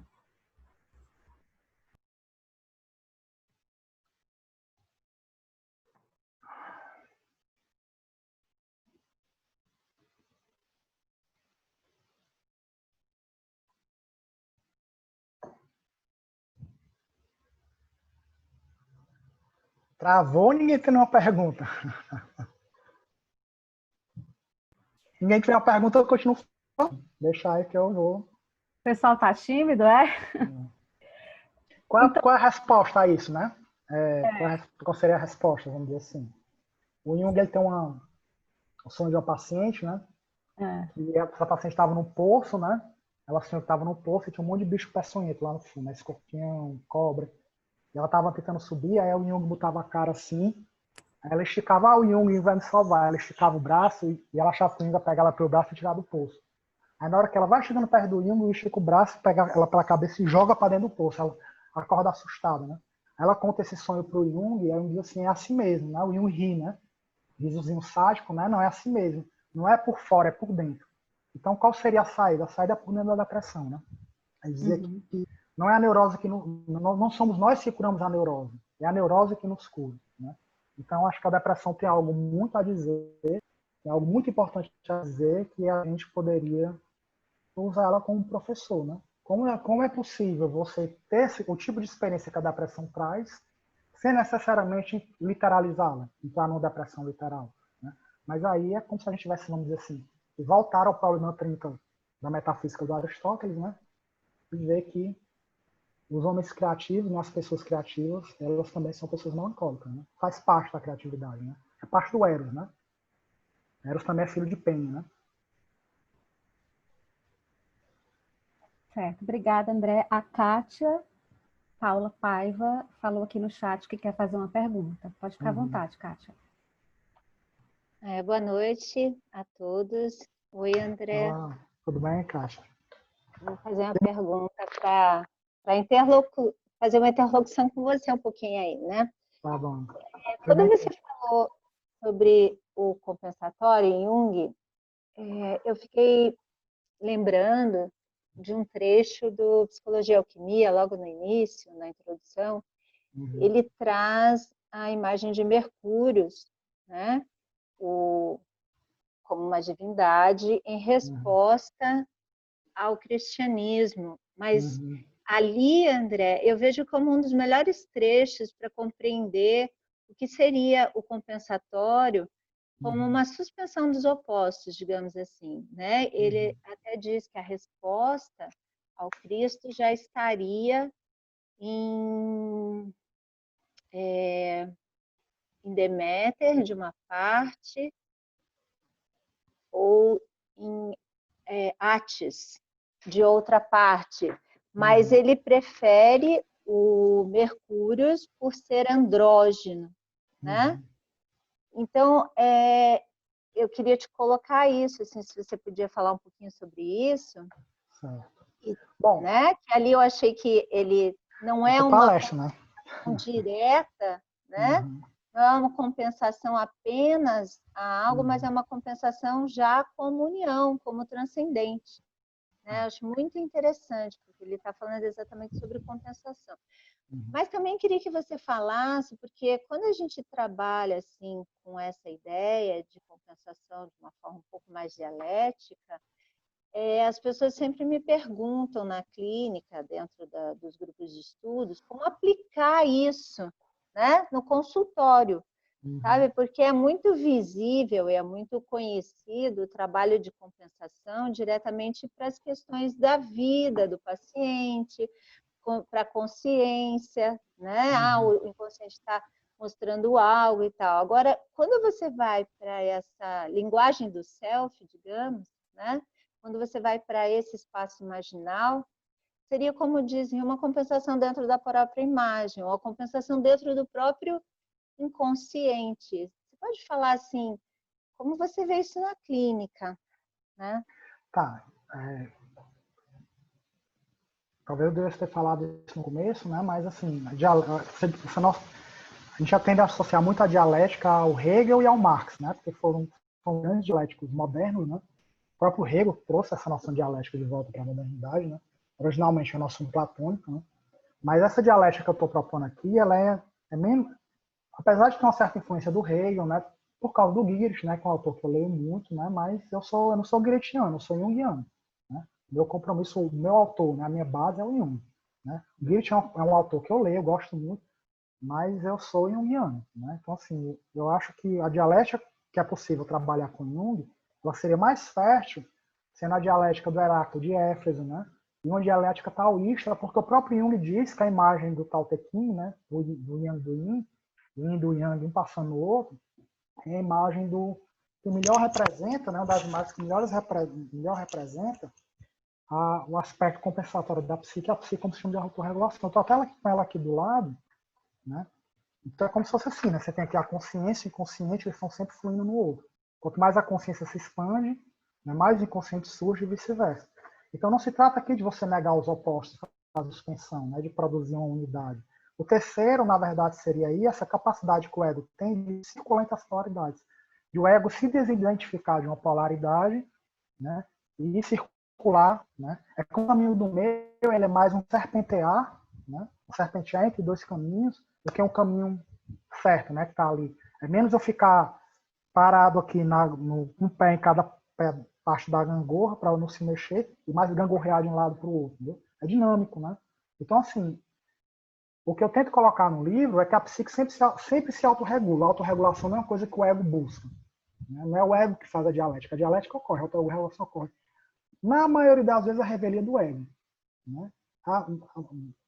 Às vezes, o Jung dá a entender como se o sintoma, principalmente certos sintomas mais graves, né, como sintomas psicóticos, ele fosse uma quebra da autorregulação. Mas o que eu tento colocar, e eu tento pegar aspectos do Jung, onde ele diz que, na verdade, no sintoma é onde você mais vê a autorregulação ocorrendo. A psique se autorregula, quer você queira, quer não. Né? Agora, o modo como ela se autorregula tem a ver com o posicionamento do ego. Nessa perspectiva, né, que o Jung coloca, não existe algo que seja psicopatológico em si. Não é psicopatológico você ser acelerado, né? Não é psicopatológico você postar selfie nas redes sociais, não é isso, né? Eu não sou fiscal de post alheio, né? Não é disso que se trata. Não fico medindo a velocidade que as pessoas agem, não é você medir a velocidade que as pessoas vivem a sua vida. O que gera a psicopatologia é o excesso de unilateralidade do ego. Quanto mais o ego se torna unilateral, quanto mais estreita essa identificação, mais unilateral o inconsciente se torna para compensar. Né?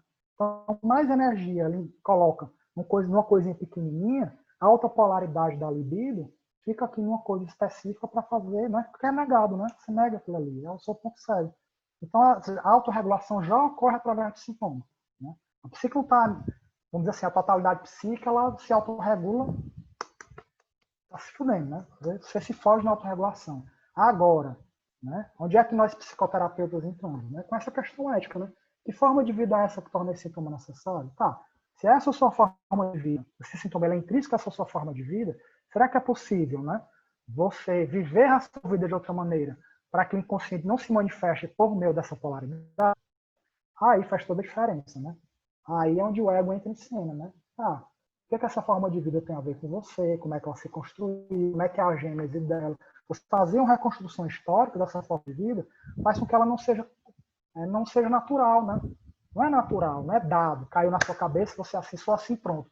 Foda-se o mundo, foda-se. Então, história, né? Foi gerada, né? Quando você reconstrói essa história, fica visível que havia outras opções, há outras formas de vida, né? Ela foi construída de uma determinada maneira.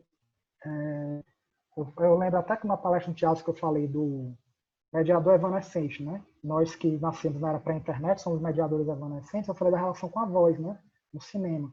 Quando o cinema passou a ser falado, as pessoas tinham no começo uma relação intrusiva com a voz. Isso aparece muito hoje em dia com o celular, né? Antigamente, eu lembro quando eu era criança, a coisa mais normal do mundo era atender o telefone, falar no telefone, falar no telefone. Hoje em dia, quando alguém liga, todo mundo, caralho, fulano me ligando, você passa 5 minutos só olhando aqui e vê será que eu atendo, será que eu não atendo a voz ou estou assim intrusiva. A relação com a voz do outro, ela não é natural, não é dada, né? Tem uma história. Tanto que a gente voltou a ter uma relação intrusiva com a voz, né? Quando a pessoa desliga, né, você olha o celular aqui tocando, quando ela desliga, você entra aqui, manda mensagem. Ah, fulano, eu vi que você me ligou, né? Aí lá foi, eu quis dizer isso, aquilo, outro, né? Então você pergunta assim, eu posso te ligar, né? Antigamente você ligava e pronto, né? Uhum. Às vezes eu te respondi, né? Mas, enfim, teria outra Obrigada. palestra. Ah, mas para fechar, a psicologia alquímica, né? Psicologia alquímica no sentido, Jung, ele diz que o Mercúrio, ele personifica todos os opostos possíveis e imagináveis, não só esse ou aquele oposto. Depois que ele acaba todo o artigo dele, né? Todo o capítulo sobre Mercúrio, ele vai falar o que o Mercúrio personifica, é tanta coisa que ele diz, olha, o Mercúrio simplesmente representa todos os opostos possíveis e imagináveis. Então, essa psicologia dialética que eu estou trazendo aqui é uma psicologia alquímica no sentido junguiano do termo, porque se trata de extrair o Mercúrio aprisionado na matéria. Se trata de pegar o fenômeno psíquico como se fosse uma matéria-prima e extrair quais são os opostos que o movem. Quais são as intensidades, as polaridades que movem aquele fenômeno. Qual está em primeiro plano, qual está em segundo e como ele se relaciona. Ok. Obrigada, Kátia de Curitiba, né? Obrigada pela sua pergunta. A gente vai prosseguir agora. Tem a pergunta aqui na ordem do chat, da Andréa Cunha, de São Paulo. Ela pergunta aqui, somos homens mercadoria? Complicado, né? Até teve uma pessoa que me perguntou essa semana, né? A Ana Calazzi, que ela tinha sido a palestra e perguntou se havia diferença entre o modo como você maneja as suas redes sociais. Se ela é pública, né? Se há uma diferença entre a persona individual nas redes e a persona de trabalho, né? Se você usar a rede, diz assim, você tem um perfil que é o seu perfil de psicólogo e o seu perfil individual. Bom, cada vez menos, né? Porque é isso que eu disse, né? A partir do momento que você sai da feira, né? Se a feira ela passa a dominar, né, como forma coletiva, né? Que é uma forma coletiva que está a serviço do indivíduo, porque é isso que é colocado, né? Que o mercado ele está mais a serviço do indivíduo, ele é mais poroso ao indivíduo, ele é mais fiel à pluralidade individual do que o Estado, né? Quando a ênfase é nisso, quando você sai da feira, quando você sai do mercado, você acaba gerindo a sua vida com a mesma lógica da feira, né? Você gera a sua vida como se fosse uma microempresa, né? Às vezes sem perceber, né? Então você acaba funcionando como se fosse uma espécie mesmo de mercadoria, a lógica publicitária, né? A lógica publicitária é a lógica do impacto máximo, a lógica da sedução, a lógica de você pegar uma imagem, né, idealizá-la, né? Você idealiza a imagem, você platoniza a imagem para que ela seduza, né, né? O Platão dizia que a função do Eros, né, era ela se elevar às alturas, né? O Eros, ele era, quando ele olhava para uma pessoa, ele achava a pessoa bela, na verdade, no fundo, aquela pessoa ele achava ela bela e era seduzido por ela porque ela refletia a imagem arquetípica da beleza, né? Algo de belo. Então, o que a publicidade tenta fazer é isso, né? E a gente usa essa lógica sem perceber, né? Então, esse é o paradoxo, né, do neoliberalismo, porque por trás do individualismo dele, ele é bem socialista, né? Nesse sentido, né? Quando todos nós nos tornamos empresas, né? Microempresas, né? A gente é feirante o tempo todo. A gente está o tempo todo vendendo banana na feira, pamonha. Está o tempo todo assim, andando, olha a pamonha, gritando nas redes sociais, né? E atrás de curtida. Então, estamos sim virando mercadorias, né? Sem perceber, né? Porque sem perceber vocês não viravam. Pelo menos a maioria não. Eu acho. Vou tentar responder rápido, que eu estou vendo aqui que eu Certo, a gente queimei tem aqui muito tempo, né? alguns outros Queimei perguntas muito tempo para variar. aqui no chat. O Vicente também disse que queria fazer uma pergunta. Uhum. Vicente, pode fazer sua pergunta. Tá por aí ainda? Oi, boa noite. Não sei se Vicente, não estou vendo aqui. Eu também gostaria de perguntar, eu tinha perguntado ali depois da questão da Kátia, que eu tinha escrito. Beleza. É o seguinte, né? Eu trabalho numa comunidade terapêutica, né? Realizando um trabalho ali com pessoas que têm dependência química. E eu tenho tentado me aprofundar aí nas teorias do Jung. Eu vi na apresentação de você hoje o quanto que a droga em si, ela também é uma questão de publicidade, né? Ela tem essa relação onde as pessoas, muitos deles que estão ali também têm envolvimento com o tráfico, que tem uma relação de fornecer um ideal, né? Que é esse uso da droga, das pessoas que estão envolvidas com isso também, de garantir um status, de certa forma, né? Do que elas representam através desse uso e do quanto que essa venda, ela também tem muitas pessoas que se tornam microempresas, né? Elas são reconhecidas pelo quanto elas podem fornecer para os outros. E existe essa questão também de verticalidade, né? De que é apenas através de algo externo que a pessoa pode conseguir algo para dentro dela mesma. E eu gostaria que você talvez pudesse estar falando um pouco sobre o que você compreende em relação sobre isso, né? Nos dias atuais, na modernidade, né? Esse uso de drogas. Talvez também, se você conhecer alguma indicação de leitura, que eu tenho tentado cada vez mais acoplar essas duas coisas, conforme eu tenho me aprofundado nesse trabalho. Eu vejo alguns mitos que têm relação, como o do rei Midas, que tem aquela bênção do Dionísio, né? Que tudo que ele toca vira ouro, e a mesma coisa para um adicto, pode ser que tudo que ele toque se torne aquela euforia, né? Que ele tanto quer, e acaba se transformando na própria droga, ou também do mito da caverna, dentro daquela instituição onde as pessoas falam, olha, só ser sóbrio, eu vejo isso e aquilo, e a pessoa que está dentro da caverna, dentro da adicção, ela tem dificuldade de reconhecer aquilo como uma verdade. Enfim, o que você poderia estar dizendo sobre isso, ou indicando? De indicação, o livro que eu mais gosto é o do Zóia, né? O Nascer Não Basta, né? Muito bom, do Luiz Zóia. É fininho, mas eu li aquele livro acho 3, 4 vezes, né? Então eu acho muito instigante. Ele fala dos rituais de iniciação, né? Que estão relacionados à droga, né? Depois eu te passo o escrito, né? Eu acho que eu tenho, se eu não me engano, eu tenho o PDF dele, né? A gente faz um tráfego de PDF aí. Por que a nossa sociedade gera tanta adicção? Nas sociedades antigas não tinha esse fenômeno da adicção. Ele era muito raro nas sociedades antigas, era sociedade de rituais, né? Então você tinha rituais, né? A droga estava ligada ao ritual, né? Então, eles usavam drogas psicodélicas, né? Ayahuasca, todo mescalina, vários tipos de drogas psicodélicas, né? Alterações de consciência, substâncias que alteravam a consciência, mas elas eram ritualizadas, né? Elas tinham forma de usar, era um ritual coletivo, né? Quando você não tem mais isso, aí você fica à revelia da substância, né? Você é possuído pela substância luminosa, né? Você acha que eu vou bem ali na esquina comprar um cigarro e aproveito o fumo baseado, né? Se você banaliza a droga, né? Você não respeita a potência de alteração de consciência que aquilo tem, e você acaba sendo capturado por ela, né? Você é capturado, né? E ela cria o seu próprio ritual, no sentido que você passa, sem perceber de uma maneira inconsciente, ter comportamentos estereotipados, né? Como se fosse uma espécie de um ritual no sentido bruto, cru, que tem a ver com a droga, né? Tipo, eu tomo um copo de uísque, eu já vou cheirar a minha carreira de pó, né? Esse tipo de coisa, né? E uma sociedade capitalista, uma sociedade onde o ritual é basicamente o ritual de consumo, né? Que é o ritual de compra do novo, né?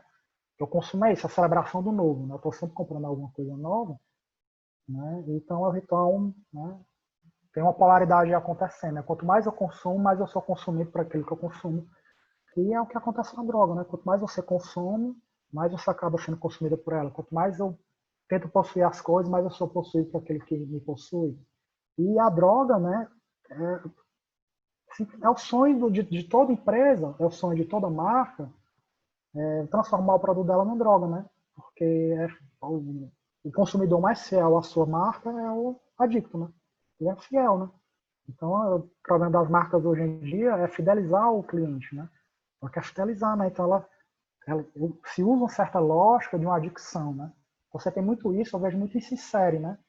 Você pega a série, você assiste primeiro, pô, tal, segundo, terceiro, no quinto episódio você não consegue parar, você vara a madrugada maratonando, quando acaba você tem aquela sensação de vazio. Caralho, acabou e a hora que eu passo a minha vida, né? Faz sensação de vazio, né? Então, essa instigação, né, de intensificação, se intensifica, aí pum, vai lá para baixo, né? Então, não vou me esticar muito porque tentar responder as outras perguntas, né? Desculpa, já usei mal o tempo, né? Eu queria Eu vou conversar querer mais com aquele você. PDF depois daí. Vou Obrigado. mandar para ti. Beleza. Alex, você é de onde? Sou de Joinville, Santa Catarina. Tá certo, obrigada. Sim. Bom, valeu, cara, abraço. Aqui no chat, né, na ordem, vamos para a pergunta do Matheus, né? Ele coloca aqui, André, no início da sua fala, você, quando fala de uma psicologia dialética, diz que não há fenômeno cultural que não seja psíquico. Nesse sentido, poderíamos dizer que não há fenômeno psíquico que não seja cultural? Você poderia comentar sobre essa relação individual-coletivo e se na teoria junguiana a predominância de um sobre o outro? É a pergunta do Matheus, de São Paulo. O Jung diz que a psique não está dentro do ser humano, o ser humano está dentro da psique, né? Porque a cultural no sentido que é construído por mãos humanas, né? Então é inerentemente psíquico, né? Por exemplo, a sua casa, né? Ela é totalmente psíquica, né? Ela foi construída segundo padrões de eficiência, né? Que são padrões que são culturalmente construídos, né? Isso aqui é mais eficiente, esse tipo, a decoração, né? A sua decoração, você decora com as coisas que você gosta, que expressam né? Expressam seus gostos, né? Expressam a sua visão de mundo. Então não existe nada cultural que não seja psíquico, né? Agora que aspectos psíquicos são esses, aí é onde é a grande questão, né? Eu acho assim, a metade é como se fosse nessa psicologia dialética, né? Partindo dessa noção do Jung, que o ser humano não tá, a psique não está dentro da gente, a gente está dentro da psique, então ela é mais uma questão de método. O Jung dizia que não tinha teoria, né? Ele tinha um método, né? Então é mais uma questão, você delimita, ela não tem, o Jung diz que a psicologia também ela não tem campo delimitado de estudo, porque tudo que é humano é psíquico, né? Então você estuda tudo, né? Tudo é possível de ser utilizado, de ser estudado psicologicamente. Então é uma delimitação mais do método, qual método de interpretação você utiliza, e menos a questão do fenômeno, né? Que fenômeno é esse. Então tudo que é cultural é psíquico. Se tudo que é psíquico é cultural, eu também acho que sim, sabe? Porque você surge numa cultura, nós nascemos numa cultura, né? A gente já nasce com o nome, né? Nosso nome já está escolhido. A gente já nasce numa cultura que diz o que é ser homem, o que é mulher, tem suas definições de masculino e feminino. Você nasce numa família que tem um histórico, precede, né? Eu também acho que tudo que é preciso é cultural, né? Agora, cultura é simplesmente um nome que a gente dá para uma coisa muito grande, né? E você tem as subculturas, né? Que cultura é essa que você faz parte, né? Por exemplo, a psicologia junguiana é uma subcultura, né? Também. Então, a gente tem as piadas internas, né? Tem a nossa própria história, né? Então, é sempre aquelas bonequinhas russas, né? Uma dentro da outra. Né? Obrigada. Siddhartha, pode fazer a sua pergunta. Boa noite, pessoal. Boa noite, André. Parabéns pela palestra. Fala, Siddhartha. Valeu, cara. Seguinte, eu queria puxar de uma fala que você falou aí numa resposta que você deu agora, você disse, quanto mais eu consumo uma droga, mais sou consumido por ela, né? Bom, gostaria de saber se você acha que nós podemos falar sobre isso pelo consumo de internet, né? Consumo das redes, o uso do celular, né? Porque há um bom tempo eu venho me preocupando com isso, né? Se a gente olhar para a evolução tecnológica do telefone, né, que começou fixo, depois passa para móvel, né, celular, né, até o nome interessante, celular, um nome próximo da biologia. Agora ele se chama smartphone, que é smart, inteligente, né? E aí eu me pergunto qual vai ser o próximo passo dessa evolução dele e qual é o próximo passo da nossa, né? Porque eu me pergunto, aí eu faço essa pergunta também para você, se a gente não está transferindo parte da nossa memória para os aparelhos celulares, né? E transferindo memória, a gente transfere a alma também, né? A gente também está passando a alma. E aí o uso do Big Data, né, pelas grandes corporações, até antecipando nossos desejos, coisas que a gente aí nem sabe ainda o que a gente quer politicamente, por isso, obviamente dá para a gente pensar nisso nas relações de consumo, mas também na questão política, né? Coisas que foram antecipadas das eleições do Brexit lá na Europa, né, na Inglaterra, as eleições do Trump, as eleições aqui do Bolsonaro, que foram teve muito uso dessas informações que foram roubadas, né, para poder trabalhar com as fake news, né? E fora isso, tem também um planejamento de uma agenda corporativa do capitalismo, quando se fala da quarta revolução industrial ou indústria 4.0, onde o uso da inteligência artificial vai ser muito forte, né? O Fórum Econômico Mundial já está planejando fazer o que eles estão chamando de Great Reset, né? Fazer um grande reset a partir de janeiro, vai ser o próximo tema do próximo encontro de janeiro, né? Então, o que é que você pensa em torno disso, né? E é uma curiosidade só a respeito do nome do Mark Zuckerberg, né?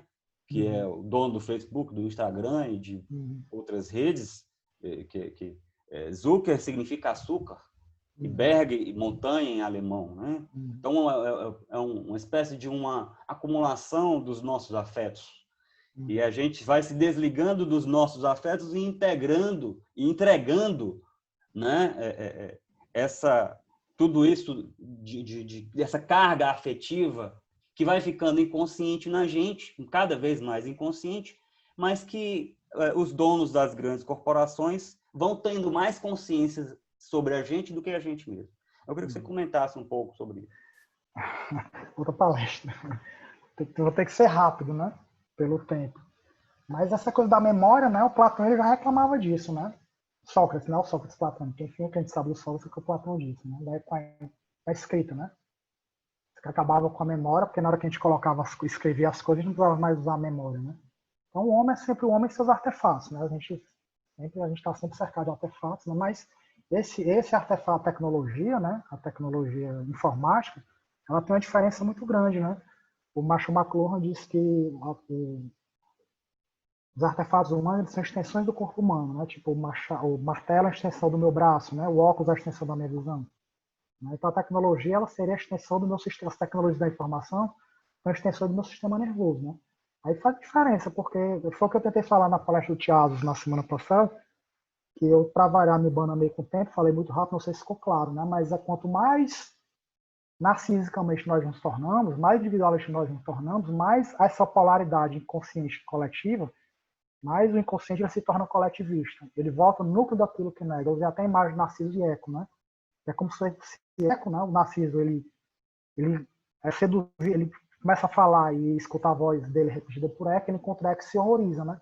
É como se Eco, né? Esse ecoísmo, ela fosse esse reflexo invertido que horroriza o Narciso, né? O oposto sintomático, né? causou horror a Narciso. E ele só encontra a própria imagem, quando ele vê, ele corre. Então, quanto mais narcisistas nós nos tornamos, e as redes sociais são extremamente narcisistas, né? Eu falei muito da imagem do self, mais egoístas nós nos tornamos, né? Então, as redes sociais, nós estamos nos coletivizando através das redes sociais, porque é isso mesmo, né? A gente posta tudo, né? Esses celulares aqui, daqui a pouco eles vão se tornar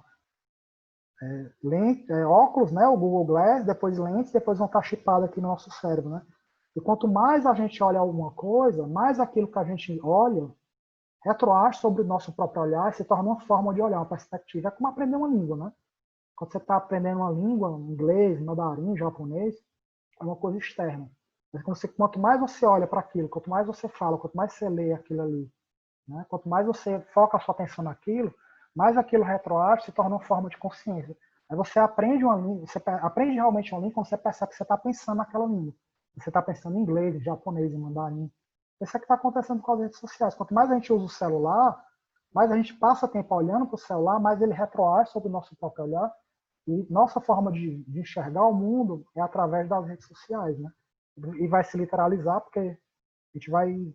O Nicolas fala de uma BrainNet, né? O Elon Musk fala de um Neuralink, né? Nanobots aqui no seu cérebro e a gente conectado 24 horas por dia na net, né? Entrando numa net 3D. Né?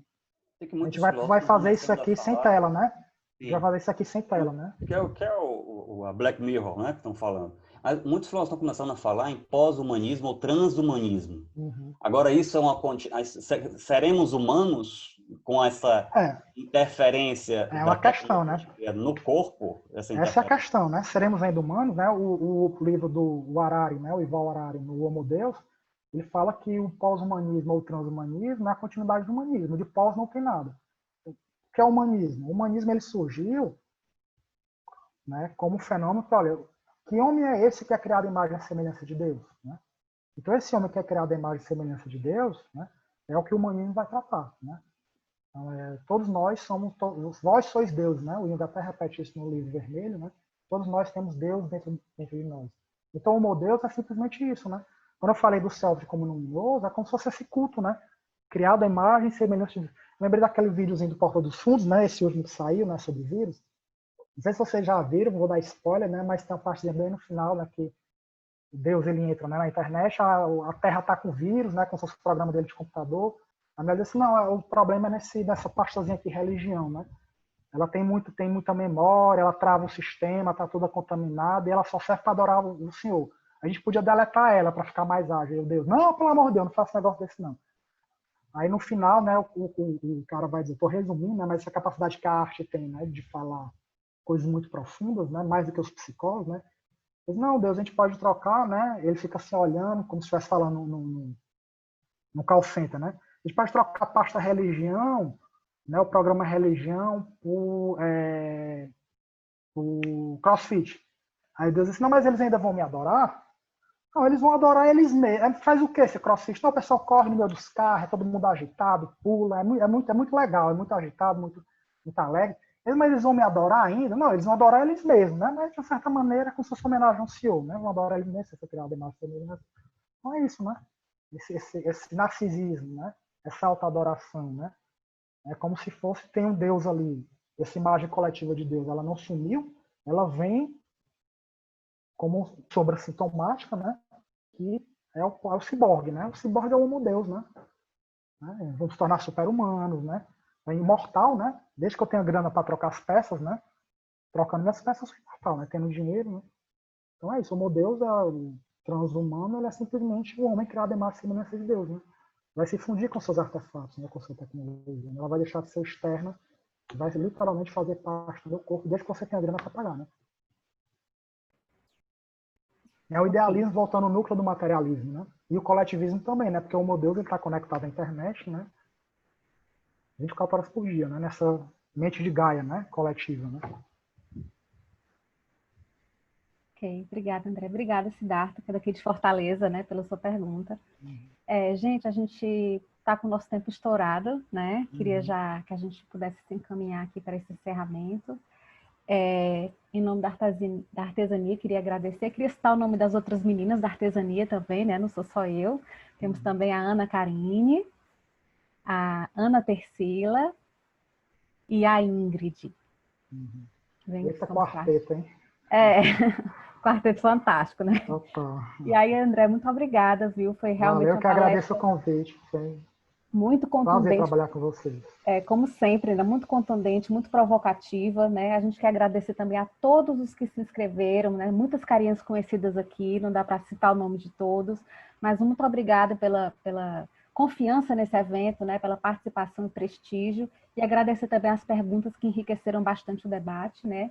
Espero que todos tenham gostado dessa experiência. Para a gente foi um grande prazer, realmente estou emocionada mesmo com esse evento, um primeiro evento assim maior, né, da nossa artesania. E a gente deixou aqui no chat, pessoal, o link, tá certo, para a compra do livro do André, da Antiguidade Arquetípica e Hipermodernidade Consumista, né, na qual ele vai discorrer aí sobre esse tema tão importante, né? E é isso. Um grande abraço e obrigada a todos. Valeu, meninas. Eu só tenho a agradecer a vocês, né, pelo convite, né, dessa oportunidade aqui de falar das coisas que eu gosto, né.